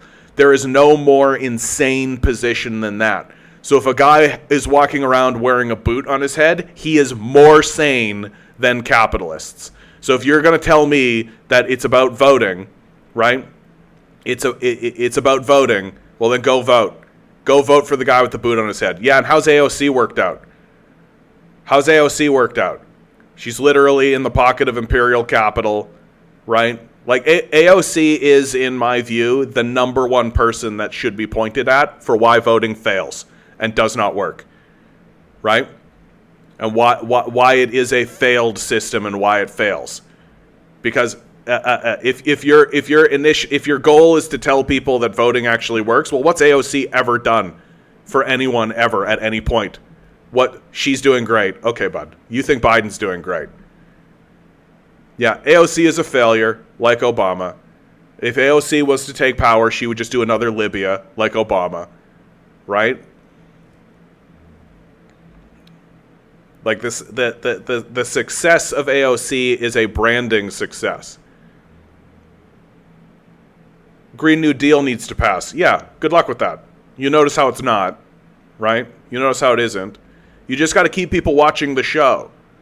You just got to keep people watching the show, right? And you can't keep people watching the show if you don't have any heroes, right? You need people in the show for people to root for. And that's AOC's job, is she's there to be rooted for, right? You need villains and you need heroes. You need Hulk Hogan and you need Andre the Giant. You need villains and heroes. AOC is one of the heroes. Bernie Sanders is one of the heroes, right? Somebody for people to root for. Somebody to galvanize the populace. Somebody for us to get behind, because you got to keep people engaged and watching the show, because something real might happen. Something important might happen. Something serious might happen. It won't, because the system of capital is not designed to create that, right? Is not designed to actually make that happen, right? And AOC and Bernie Sanders and all of these guys are stooges for capital. The progressive movement are stooges for capital. That's what they're for. That's what they're there to do. They're there to try to convince you that the system has any credibility whatsoever, when the truth is that the Democratic Party is a graveyard for leftist movements, that leftist movements go to the Democratic Party to die, and the system of capital continuously persists. I voted for Obama too. He was better than Trump. Obama was explicitly and expressly worse than Trump. Obama destroyed Libya. Libya was a thriving country, the strongest economy in Africa, was curing homelessness, raising people out of poverty, and Obama destroyed it. Libya deserved it. Goodbye. We do not need Nazis in the chat. We are an explicitly non-neo-Nazi organization. Go be a Nazi somewhere else. Libya did not deserve the invasion it experienced. The Libyan people did not deserve to be destroyed. The Libyan people do not deserve open-air slave markets or the warlording that is going on there now. Obama is explicitly and expressly worse than Donald Trump. Donald Trump did not start a war. Donald Trump did not destroy a country. Donald Trump did not do anything even remotely close to what happened in Libya. Not even remotely close. So if you're going to stand in front of me and try to pretend like Obama was better than Trump, then you're a dupe. And I get to call you that you've been duped. You've suckered yourself into buying into the propaganda system. You've bought into the idea of Obama, and you don't know anything about Obama.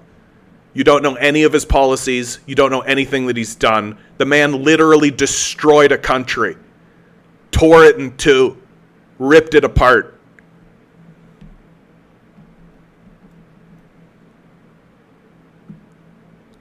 So Donald Trump is a rapist, though. How many times has Obama been sued for rape? So your standard is explicitly if Donald Trump did something bad and Obama didn't. So you've just picked a side, right? This is worship. This is religious worship. The worship of the team, right? I say this all the time. There's a three-pronged trifecta of worship that is the decline of Western civilization. The worship of money, the worship of the individual, and the worship of the team. And what you are showing me now is just that you have picked your team and you are going to worship it. And you're going to worship it all the way down.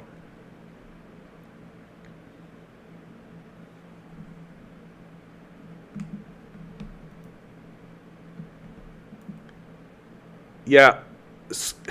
Sorry, this guy's trying to come back and tell me, I'm not a Nazi, I'm a black Brazilian person. If you're telling me that Libya deserved it, you're a fucking Nazi. Get the fuck out of here. Fucking Libya did not deserve that, my man. Libya deserved a war of aggression against it for being prosperous. Get the fuck out of here, you fucking Nazi.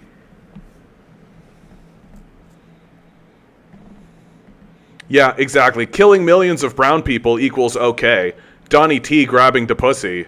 Oh! Yeah, AOC sold out utterly. It's amazing. Cori Bush and Summer, what's his name, from Pennsylvania are better. but sliding like AOC slowly. No, CH, it's you are pretending as though the game is we're in there to do good, and oh, we're slowly being corrupted by a system. They are there to play a part. They are there to play a part. They are cast, and they play a role in the system. It's not that they are slowly being corrupted. It's just that they're seeing that it's no longer valuable to actually maintain the grift. It's not actually valuable for them to maintain the mask, to maintain the grift. It's steadily becoming just, oh, we can just act like these guys and that's completely fine. We don't need to think about how we present ourselves. We don't need to think about that. It's not that they are being corrupted by a corrupt system. It's just that they come to see that it's no longer valuable. It's like when the fascists need to take the mask off. When the fascists need to take the mask off, right? They will. When it becomes more costly to keep the mask on than it does to take the mask off, they'll just take the mask off. And that's what you're seeing.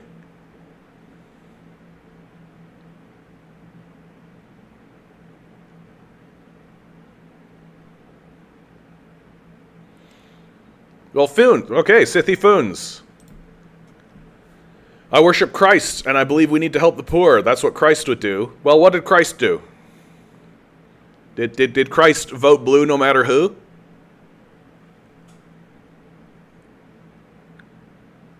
Christ was a revolutionary.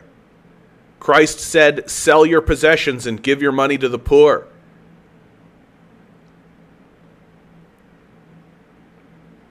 .371, CNN is fake news. Yeah, of course. But it's important to say that it's all fake news. I find that a lot of times people will come in here and be like, CNN is fake news, but Fox News is where it's at.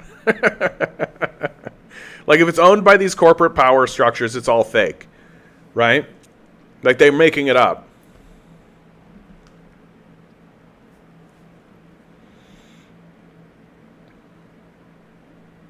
Yeah, Christ commands you to drop bombs on the people currently inhabiting his area of the world. Exactly.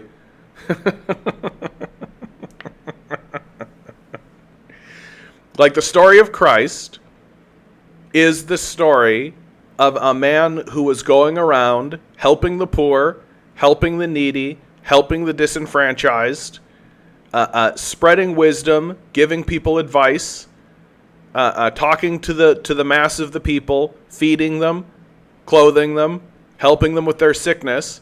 And the moment he stood up and enforced the law in his country, he was crucified by the state.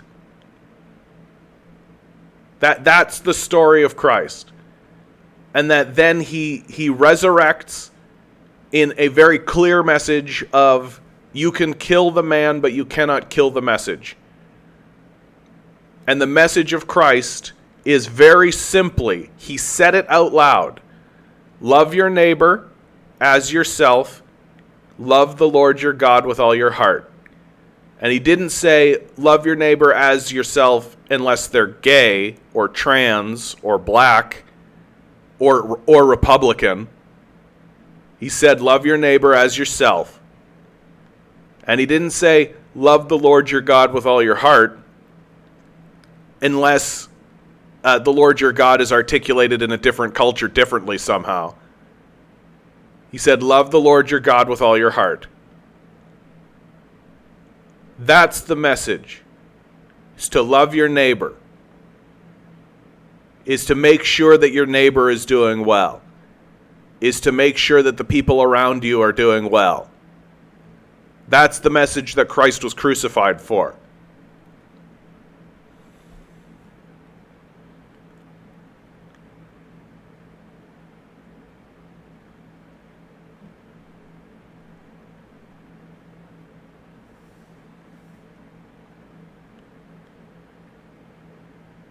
I've got this loser chirping in my ear saying that communism is anti-Christianity. It's a joke. Like, if you're a massive loser, you can believe what you like. People know the capitalist Christ created by Americans. Yep. Obama plus Hillary and literally was brutal genocide, and Euromaidan Ukraine was almost as bad, and now getting to Libya level. Yeah.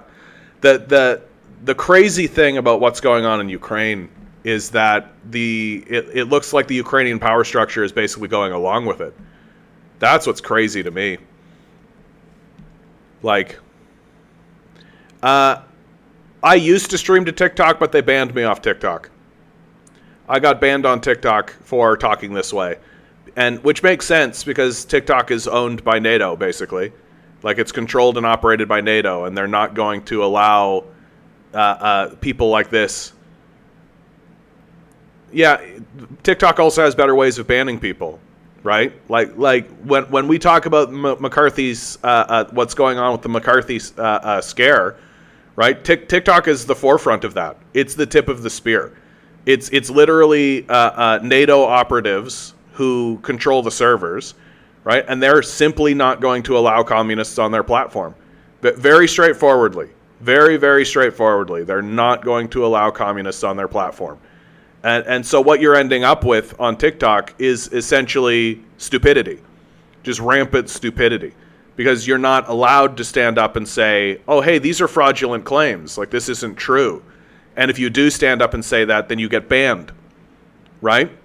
And the first thing that happens is that you end up getting shadow banned. So the guy that makes the fraudulent claim gets 1 million views and you get 3, right?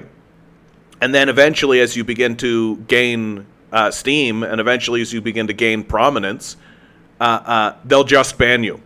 They'll find, holy shit, so the China hype about TikTok isn't really a thing. So what happened? Right, there's a great fellow out there called Midwestern Marxist. He did a lot of really good work on this.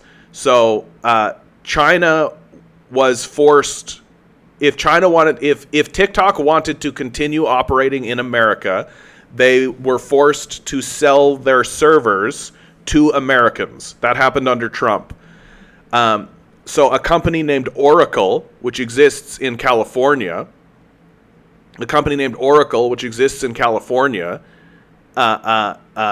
owns the servers for TikTok, and they're managed by former NATO dipshits, basically. And since that change happened, the platform has become explicitly anti-communist. I have watched communists get banned off the platform multiple times. So there's literally one guy who all he does is he works out and he flexes. He makes videos about him flexing, and then it's just him saying communism good and him flexing, and he got banned. I got banned. I've seen people. There was a TikToker who would make music, a country music guy. His name was Pink Williams, and he got banned. Midwestern Marx himself has been banned off the platform 8 times. Like, we are in the midst of a McCarthy-style purge, and to pretend like it's not happening is to just be unaware or complicit, but most of the time it's just unaware. And so when they're turning around and using TikTok as a way to hype war against China, it is explicitly and expressly total fucking bullshit. That China does not have control of the servers. China is not who's responsible for what's going on TikTok. The servers are in California, run by a company named Oracle. You can look all this up. Yeah, communism is anti-Christianity, which is why the first utopian socialists were devoutly Christian. Exactly. Oh, TikTok exists to destroy Western civilization, yes, but by letting actual Westerners talk openly about the West to each other. Yeah, but they're not allowed to talk openly about it. You're just not. You're not allowed to talk openly, right? Which is, in my view, a big reason why the culture is getting stupider. And just stupider and stupider.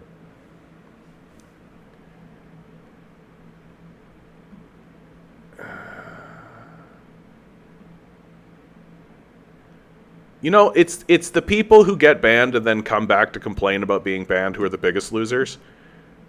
I can really, like, get a life.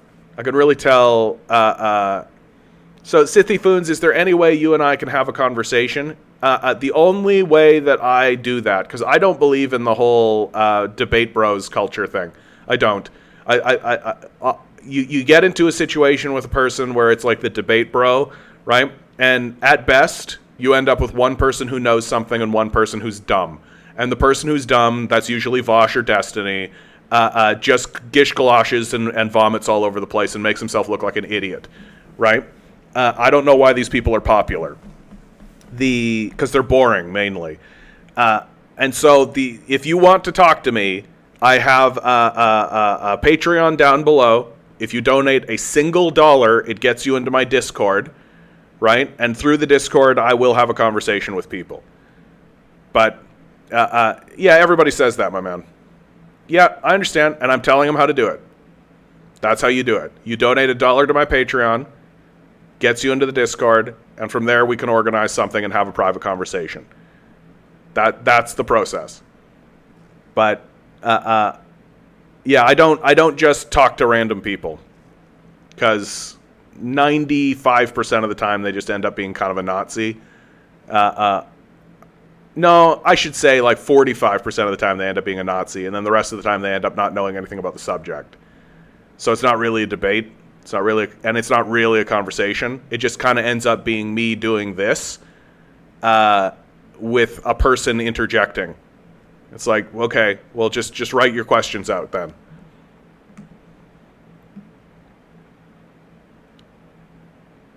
Nah, I don't even donate to e-whores. Okay, then we don't need to talk. I got banned on TikTok Liberals page and came back and complained. Yeah. TikTok was literally where Americans ever first learned about the Ohio derailment and the chemical accident. Yeah, the news refused to report it until it became too hard to hide. Yeah. Which is why they got to control it, right? They got to control TikTok. Like, they can't just let the public actually spread information around, right? Like, that, I actually think that Ohio derailment was a big, big wake-up call for the managers of TikTok. That they really came to understand, like, oh, we cannot let people just, like, this whole free market of ideas is great for the rich. It's great for the rich, but we can't let the peasants know about what's going on in the society, right? Because if the peasants actually know something about what's going on in the society, they might actually realize how incompetent and clueless and psychotic we all are, right?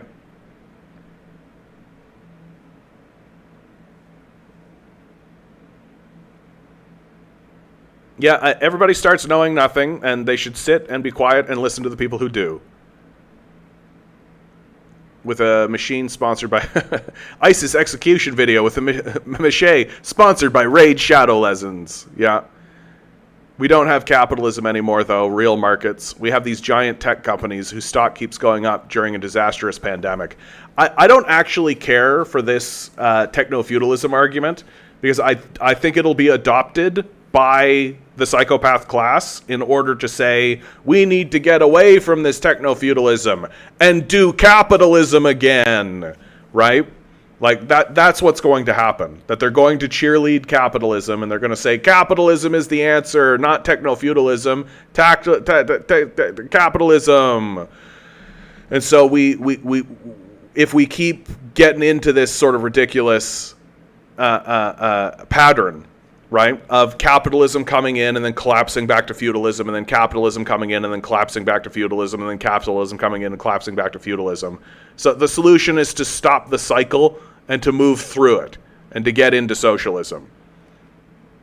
They also control what we see and hear and who gets banned. Yeah, TikTok made a deal with the CIA. I haven't seen anything concrete on this, on the deal with the CIA, but I see lots of anti-colonial stuff, but that's not a lot that is labeled communism. Yeah, I haven't seen a straight-up thing. TikTok made a deal with the CIA, but I wouldn't be blown away. Yeah, Oracle is censoring TikTok for sure, 100%. Varoufakis' argument is that they cannot go back to capitalism. If they do, the system collapses entirely.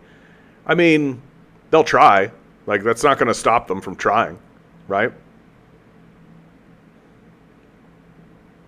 Yeah, I tried to conceptualize what he was saying. Something like Alibaba is like a feudal lord and Etsy sellers are their subjects. Still a bit rough. Might look at his book. I think it's worthwhile. Like, don't get me wrong. Like, I think he might be accurate in regards to his analysis, but I don't think that he's. I don't think Varoufakis is. Like, where are the solutions? Like, where are the solutions? Like, the analysis might be correct. Okay, so it's techno-feudalism. Okay, like what are the solutions? It's just very interesting to me that we're not actually moving towards solutions of any kind, right? It's just frustrating. Like, it's frustrating that we're just caught in this, like, loop. We're just in this pattern of just this endless loop of just like, oh no, the only solution is capitalism. Oh no, it failed. Okay, capitalism. Oh no, it failed. Okay, capitalism. Oh no, it failed. Okay, capitalism. And then any offshoot that is successful and has any success whatsoever just gets strangled to death. Like, I know, Marx didn't have time for solutions either. I know. Like, I know.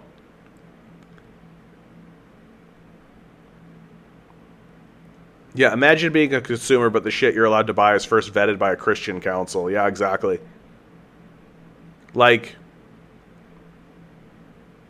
if you pay attention to some who argue against techno-feudalism, they don't just advocate for returning to capitalism. They want market nationalism. Oh, so just fascism. Giannis may be one of the millions of brilliant-sounding people that take us nowhere. We have many, yeah. Well, because we know what happens to the revolutionaries. Like, we know what happens to the revolutionaries, right? They get purged out of the system. That's what happens. John, opinion on David Suzuki? I think David Suzuki has done fine work.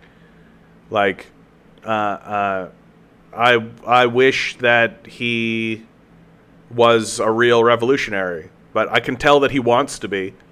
Like, I can tell that he wants to be. But he knows that he doesn't have the support for it. And he understands what happens to actual revolutionaries, right? They get purged out of the system. So so it's better to just be a person who is being listened to, shining a light on climate change issues and environmental issues, than it is to be silenced. So I think, like, and every single time Suzuki has stood up and offered and anything more serious than what the system will demand, he gets called a kook and a quack and gets chased out of the conversation. So I think that, no, David Suzuki's great. Like, I've got no complaints outside of, like, he's been restricted by the system that he exists in. But, like, he's dedicated his life to the cause of climate change, and he's dedicated his life to environmental concerns. He's trying to get people to pay attention to this stuff. The Canadian government actually put Suzuki and his family in an internment camp during World War II. Right? Like, we're great. We're a great people. We're a great people. My leadership is currently in federal court on charges brought by Biden. What? Jeffrey Sachs just wrote a book on how the CIA whacked JFK and took us to war with Russia today. Like, I don't know how much I buy into the whole, like, CIA killed JFK line, honestly. Like, it sort of imbues the CIA with a kind of mystical power that I don't think it actually has. Like, I could see them trying, but the fact that they got away with it, I think, is the part that I'm really struggling to buy into.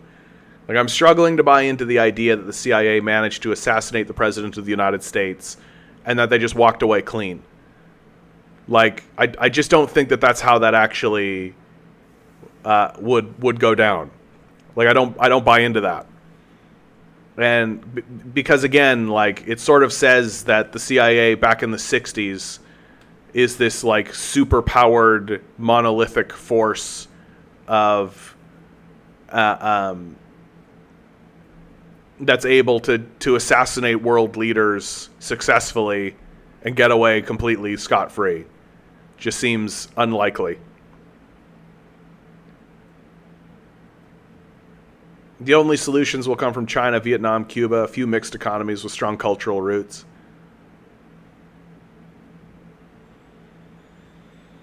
Okay. I think what I want to get into... I want to get into the mandate for leadership. John, what they mean is that the African People's Socialist Party is in federalist courts. Oh, okay. Bao Yao is an African nationalist comrade of mine. Oh, well. Welcome aboard, Bao Yao. Bu Yao. I'm just mispronouncing everything. I don't really know what you're talking about, but that sounds really cool. Like, the African People's Socialist Party is in federal courts? Sounds awesome. I would like to know more. John, Yanis Varoufakis did present a solution. He wrote a book about it called Another Now. Oh, okay.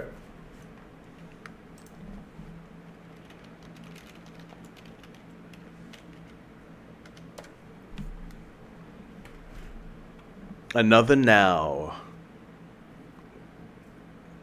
All right. Something to look into. All right. We are getting into... This is what we are doing here. For those who do not know what's about to happen. This is the Mandate for Leadership 2025. This comes from the... this comes from the Heritage Foundation. Man, that's really weird what happened on Twitch. I had like 10 people watching for a brief period of time and then nothing. Huh. Before I get into this, I do kind of want to pontificate. Like, do people actually want that dumbass debate bro shit? Is that what people want? Do people want, like, me to be like, hey, caller, calling in? Like, is this actually what people want? Do people actually want to listen to dumbasses be dumbasses, and somebody be like, okay, well, dumbass, here's what's actually going on, and then have that person be like, you're wrong because I read a article from a fossil fuel executive. Like, Tinker, no, please no. Is it entertaining? Like, is it entertaining? Like, it just... Every time I see it, I just cringe. I just feel like cringe about it. Like, it could increase your views, but still no, please no. That's kind of where I'm at, Tinker. Like, I just hate it. Like, I hate watching it. I hate looking at it. I always end up feeling like, what the fuck is this? Like, why do people care about this? Like, it's the voice of the people. Well, fucking people are dumbasses then. Because, like, it just hurts. It hurts. The old Nightmare Manifesto. John, I kind of do learn well in that format, I believe. Where one person knows what they're talking about and another person doesn't. I just don't know, why is it different? Like, why is it different than what's happening right now? Why is it different? Like, is it because the person is talking? Like, so instead of, like, writing out a question, and they're talking so that they can interject and put in their dumbass points to be a dumbass? Like, I know that I'm sounding a little bit arrogant right now, right? I know that that's what I'm sounding like at the moment. But, like, I'm so exhausted by this. Like, I'm so exhausted by this just, like, constant refrain of, like, the dumbassiest of the dumbassists coming in and being dumbasses, and then me being like, okay, well, how about some actual stuff that makes sense? And then the response being the most dumbass stuff you've ever heard. And I just am not that keen on it. You know? Just not that keen on it. Like, I'm not that keen on constantly just being like, okay, 1 + 1 equals... No, not potato. No, not fruit salad, right? 1 + 1 equals 2. Every time I try to contact Midwestern Marks, I get nothing. So, I would like to interview more people. Guys, I'm one person. Like, I'm one person. Like, if it was up to me, I would be doing interviews constantly. I would be going around everywhere. I'd be talking to everybody, right? I'm one person. I work a full-time job. It's a miracle I can do this. And it's a miracle you guys are here to watch it. Right? It's a miracle you guys are here to watch it. But, like, literally, it's me doing my general research that I've always done and then hitting record. And if you're asking me to then also try to get interviews and try to set up that kind of stuff and try to do that kind of stuff, I don't have it. Like, I don't have the energy for it. I don't have the manpower for it. It's literally just me doing this. Right? Like, it's literally just me doing this. So, like, yeah, interviews or conversations are better than debate bros, for sure. That's sure. It's how you get known people to eventually call in, and then you get some of their audience. Just like the call-in part of it is like...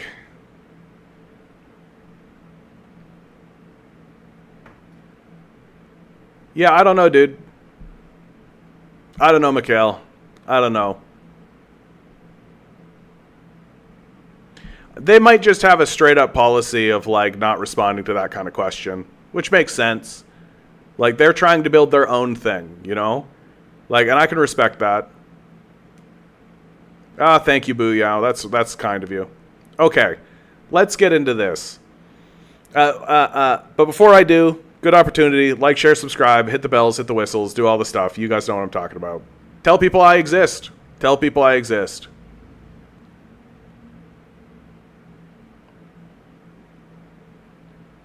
Defense, politics, Asia, open mic works okay. Thank you, Matthias. I appreciate that. We should get on their Discord and actively vouch for John. I mean, you guys do what you feel is right. Okay. This is the mandate for leadership. The 2025 mandate for leadership comes out of it's the guiding document for the Republican Party. So saith its creators. It mainly comes from the Heritage Foundation. Control, there we go. Section 1. Taking the reins of government. America's bicentennial, which culminated on July 4th, 1976, was a spirited and unifying celebration of our country, its foundings, and its ideals. As we approach our nation's 250th anniversary, which will take place during the next presidency, America is now divided between two opposing forces: woke revolutionaries and those who believe in the ideals of the American Revolution.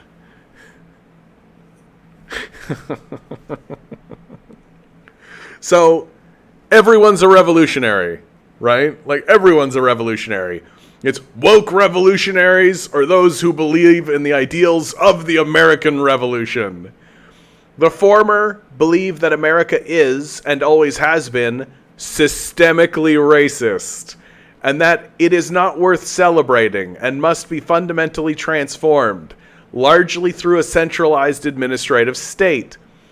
I mean, the latter believe in America's histories and heroes, its principles and promise, and in everyday Americans and the American way of life.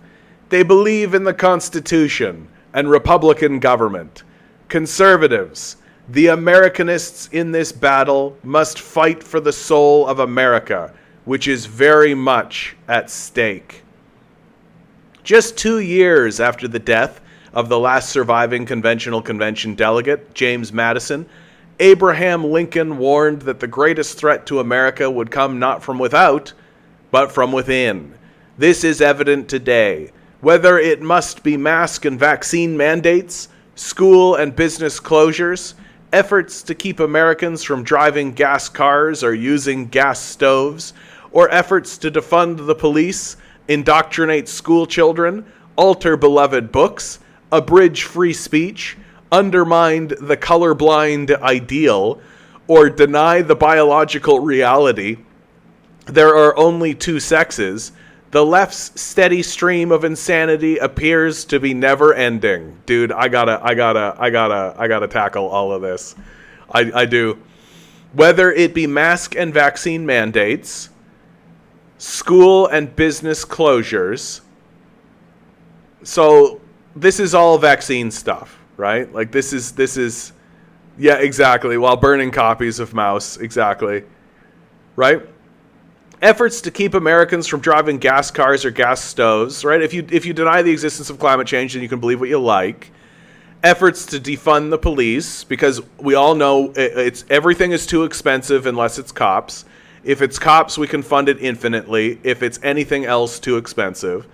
Indoctrinate school children. One would argue that the entire education system is a system of indoctrination, but that's just me. Alter beloved books while you commit to book burnings. Well done. Abridge free speech. I don't even know what this means. Abridge free. I don't even think they know what this means. Undermine the colorblind ideal. This one I love, right?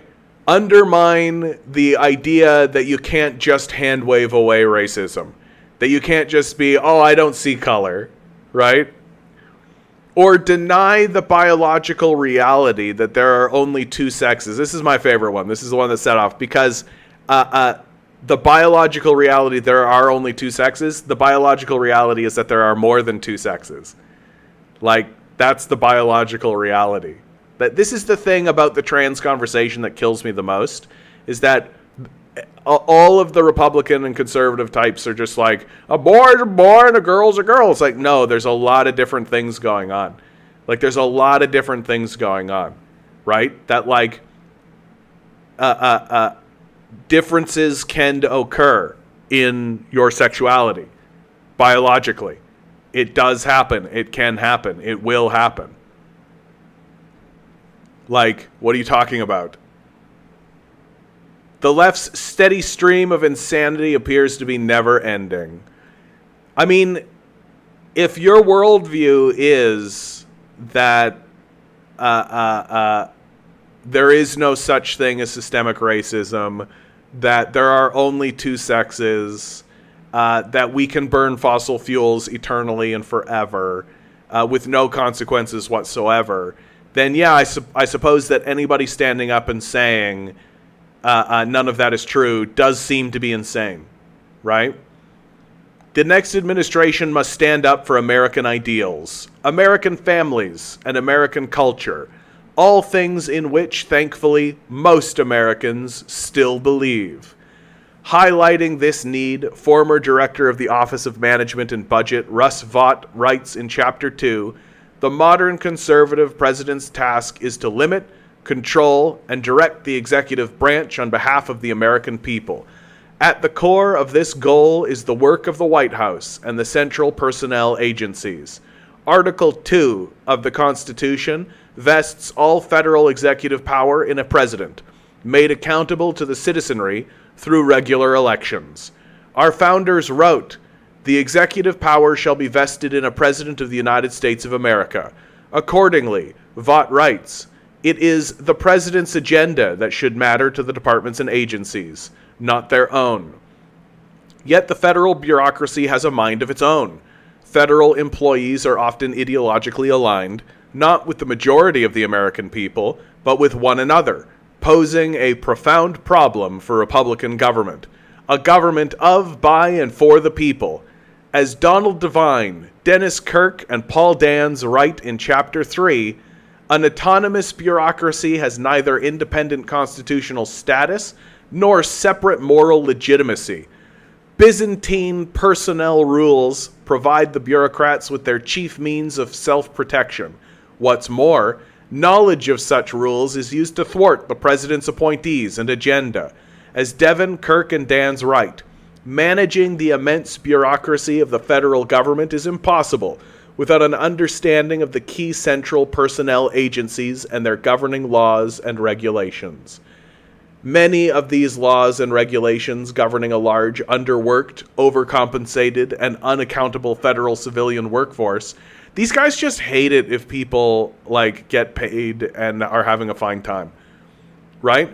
They just hate it if it's like, oh, you're getting paid enough? You're getting paid enough? That's a problem. Boy, do we hate that. Foons, good to see you. Like, oh no, people are actually living a decent life. Oh no. This is true whether it comes from evaluating employees' performance or hiring new employees. Only in the federal government could an applicant in the hiring process be sent to the front of the line because of a history of drug addiction, or alcoholism, or due to morbid obesity, or irritable bowel syndrome, or psychiatric disorder. The next administration should insist that the federal government's hiring, evaluation, retention, and compensation practices benefit taxpayers rather than benefiting the lowest rung of the federal workforce. So, literally pitting workers against one another in order to say we should ensure that the most vulnerable among us are paid the least. In order to carry out the president's desires, I'm suspecting that this is all going to culminate in we should just let the president be the dictator, right? Like, that's what we're looking for here. We're looking for the line that's basically going to say, which is why the president should be king. The president should be king. In order to carry out the president's desires, political appointees must be given the tools, knowledge, and support to overcome the federal government's obstructionist human resources departments. More fundamentally, the new administration must fill its ranks with political appointees. Devin, Kirk, and Dans observed that the Trump administration appointed fewer political appointees in its first few months in office than any other recent presidency. This left career employees in charge in many places. Don't you want a career employee? Isn't that what you want? Like, this can occur even after departments have been fully staffed with political appointees. Vaught writes that the White House Office of Management and Budget should establish a reputation as the keeper of commander's intent. The president should be a dictator. Yet OMB is dominated by career employees who often try to overrule political appointees serving in the various executive departments. Empowering political appointees across the administration is crucial to a president's success. Empowering political appointees across the administration is crucial to a president's success. So don't want to rule by consensus.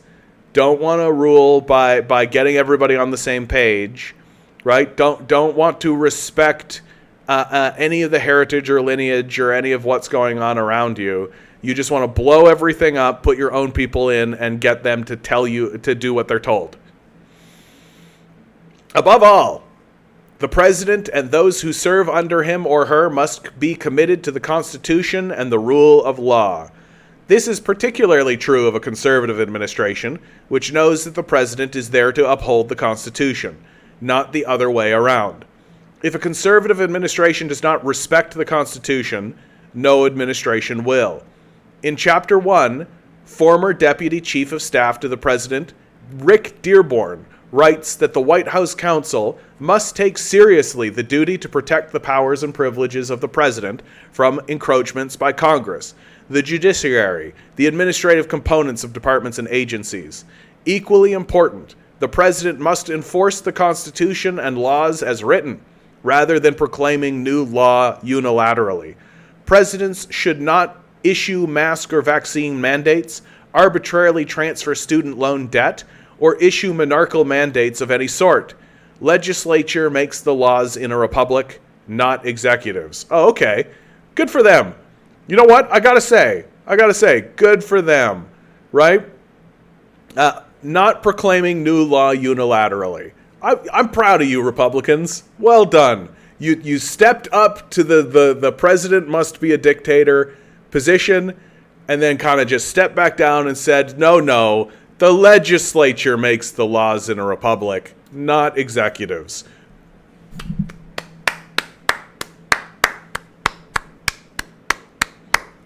Well done. Just well done. You actually said something that was reasonable for once. It is crucial that all three branches of the federal government respect what Madison called the double security to our liberties. The separation of powers among the three branches. The separation of powers between the federal government and the states. This double security has been greatly compromised over the years. Vote writes that the modern executive branch writes federal policy, enforces that policy, and often adjudicates whether that policy was properly drafted and enforced. He describes this as constitutionally dire and in urgent need of repair, adding nothing less than the survival of self-governance in America is at stake. When it comes to ensuring that freedom can flourish, nothing is more important than deconstructing the centralized administrative state. Political appointees who are answerable to the president and have decision-making authority in the executive branch are key to this essential task. The next administration must not cede such authority to nonpartisan experts who pursue their own ends while engaging in groupthink, insulated from American voters. The following chapters detail how the next administration can be responsive to the American people, not to entrenched elites. How it can take care that all the laws are faithfully executed, not merely those that the president desires to see executed, and how it can achieve results and not be stymied by an unelected bureaucracy. All right, good start. Good start. It was nice to see them. Am I responding to the YouTube comments? Yes, I am. Jehovah Sanctus Unus. What? How's that for a name? Holy shit. Jehovah Sanctus Unus. What does this mean? Are you making me say something, dude? Jehovah Sanctus Unus. Newton devoted for himself to alchemy and its mystical practices, that he created a special name for himself, Jehovah Sanctus Unus. Dude, mad respect for a Newtonian connection. Dude, I love this. Alchemy was a popular subject. Practitioners of alchemy, Newton included, thought that common metals could be turned into gold. Other alchemists held similar mystical ideas. To Newton, alchemy represented a riddle steeped in ancient Greek myths. Amazing. I was thinking of actually ending the stream early, but this is amazing. I'm glad that I stuck around for this. Jehovah Sanctus Unus. What does it mean? It's got to mean something. In English. In English. There we go. In English. God, Jehovah is the Holy One. Amazing. Dude, I didn't know this about Newton. I knew that Newton was a theist, and he had made many, everything, what was I even saying? I knew that Newton was a theist. That I knew. But I didn't know that he had literally given him this name of Jehovah Sanctus Unus. Jehovah is the Holy One. That's pretty cool. Have I seen the documentary on YouTube called Everything is a Rich Man's Trick? No. But everything is a rich man's trick. So I suspect that I would watch that documentary and end up being like, yep, correct. Yep. Uh-huh. Everything is a rich man's trick.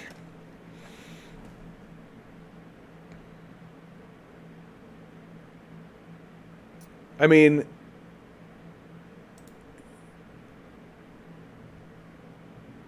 how do I get to this video? How do I see this video? Let's just go to YouTube. Get out of there. Why is it? I hate it when it does that. When it takes in the, and it doesn't matter. Boom, boom, boom, boom. I gave up capitalism after watching it. Okay.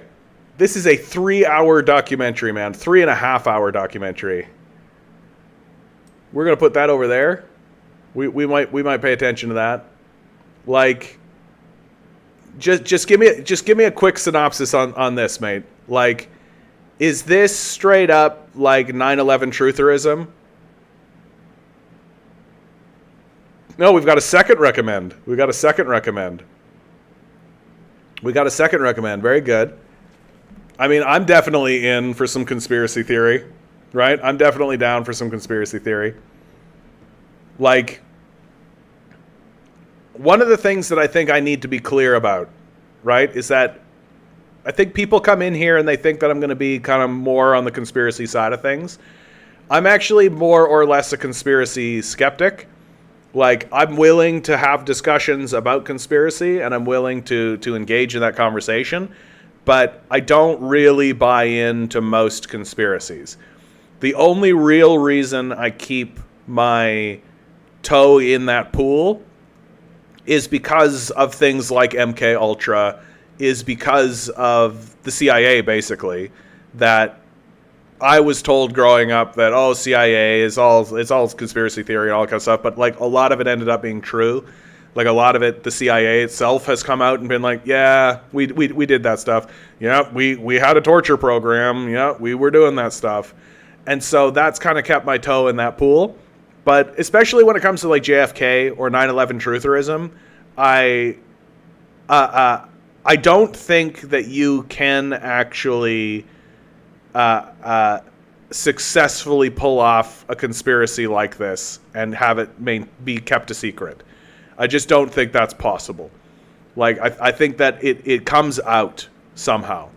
And especially something like 9/11 seems likely that there would be a whistleblower. And it just doesn't seem to manifest or be around, you know?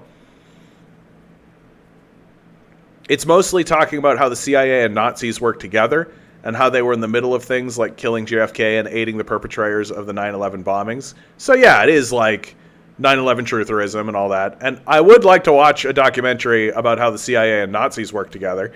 That sounds great, right? So I'll probably check this out because, like, it seems new. It's almost got 1 million views. More than a couple of people have kind of seconded it. So I'll check it out. And anything that spreads into the society that the CIA is a scumbag institution is good by me. Anything that shows people that the CIA is an organization that should be defunded completely and probably investigated. Mikhail says that might be an appeal to the probability fallacy, John. Oh, you might be right, Mikhail. Like, you might be right, but like it's a similar sort of thing to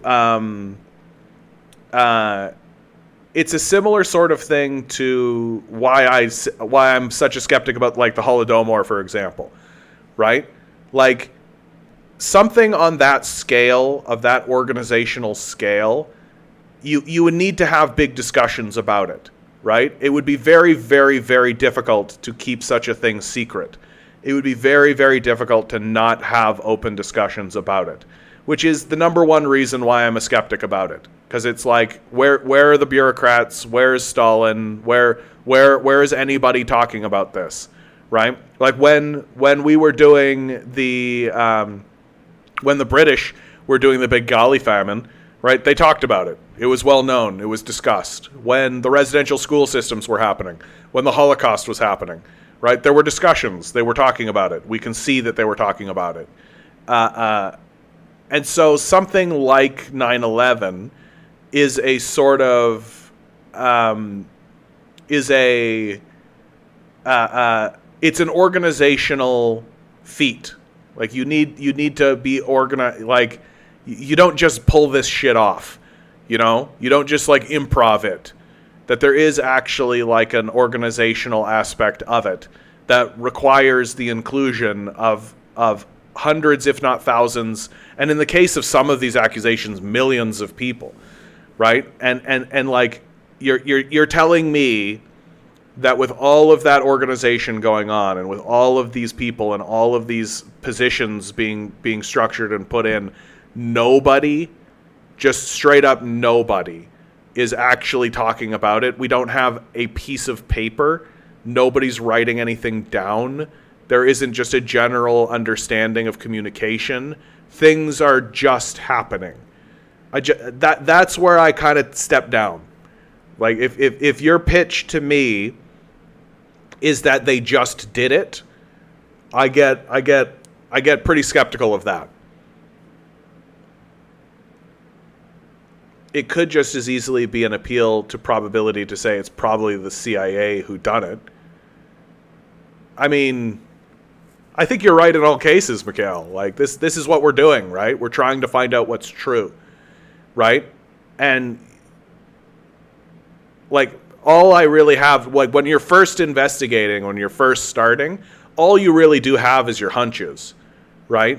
Like you don't have a document. You don't have that. All you really have is your hunch of what's going on. And in my, like the history of the CIA and the history of America shows you that if your hunch is, well, the CIA is probably involved, then you're probably right. You know, you're probably right. Like I don't think it would be a leap to say that the CIA is somehow involved in 9/11. I don't think it would be a leap to say that the JFK assassinating, that they're somehow involved in it, right? That there's probably CIA involvement, but to what degree and in what capacity, and we don't know. So I'll watch this because it looks interesting. I'm a big I like getting into the conspiracy mind of things. Mr. Moon, good to see you, my man. You know what, guys? I think I am going to end this stream a little bit early. I'm feeling sick. That's the truth. I feel sick. I could use more sleep. I slept a lot today, but I could use more. And the title of the stream is amazing. Yep, thank you. Capitalism is a death cult. Like, share, subscribe. Tell people I exist. If you got a little money jangling around that pocket, I got a Patreon in the description. I'm back on tomorrow, Jehovah. I'll definitely be willing to talk to you more. I'll be back on tomorrow, 6 to 9 p.m. I try to stream to 9 p.m., but yeah, sorry, Mr. Moon. I'm feeling sick. I need to go to sleep. So, always remember, guys, each and every one of you is a quantum being walking around in quantum energy. These billionaires are spending hundreds of billions of dollars in the hopes you'll never realize it. You'll just stay the good little commodity they need you to be. Rebel. Revolt. Repent. Good luck. We're going to need it.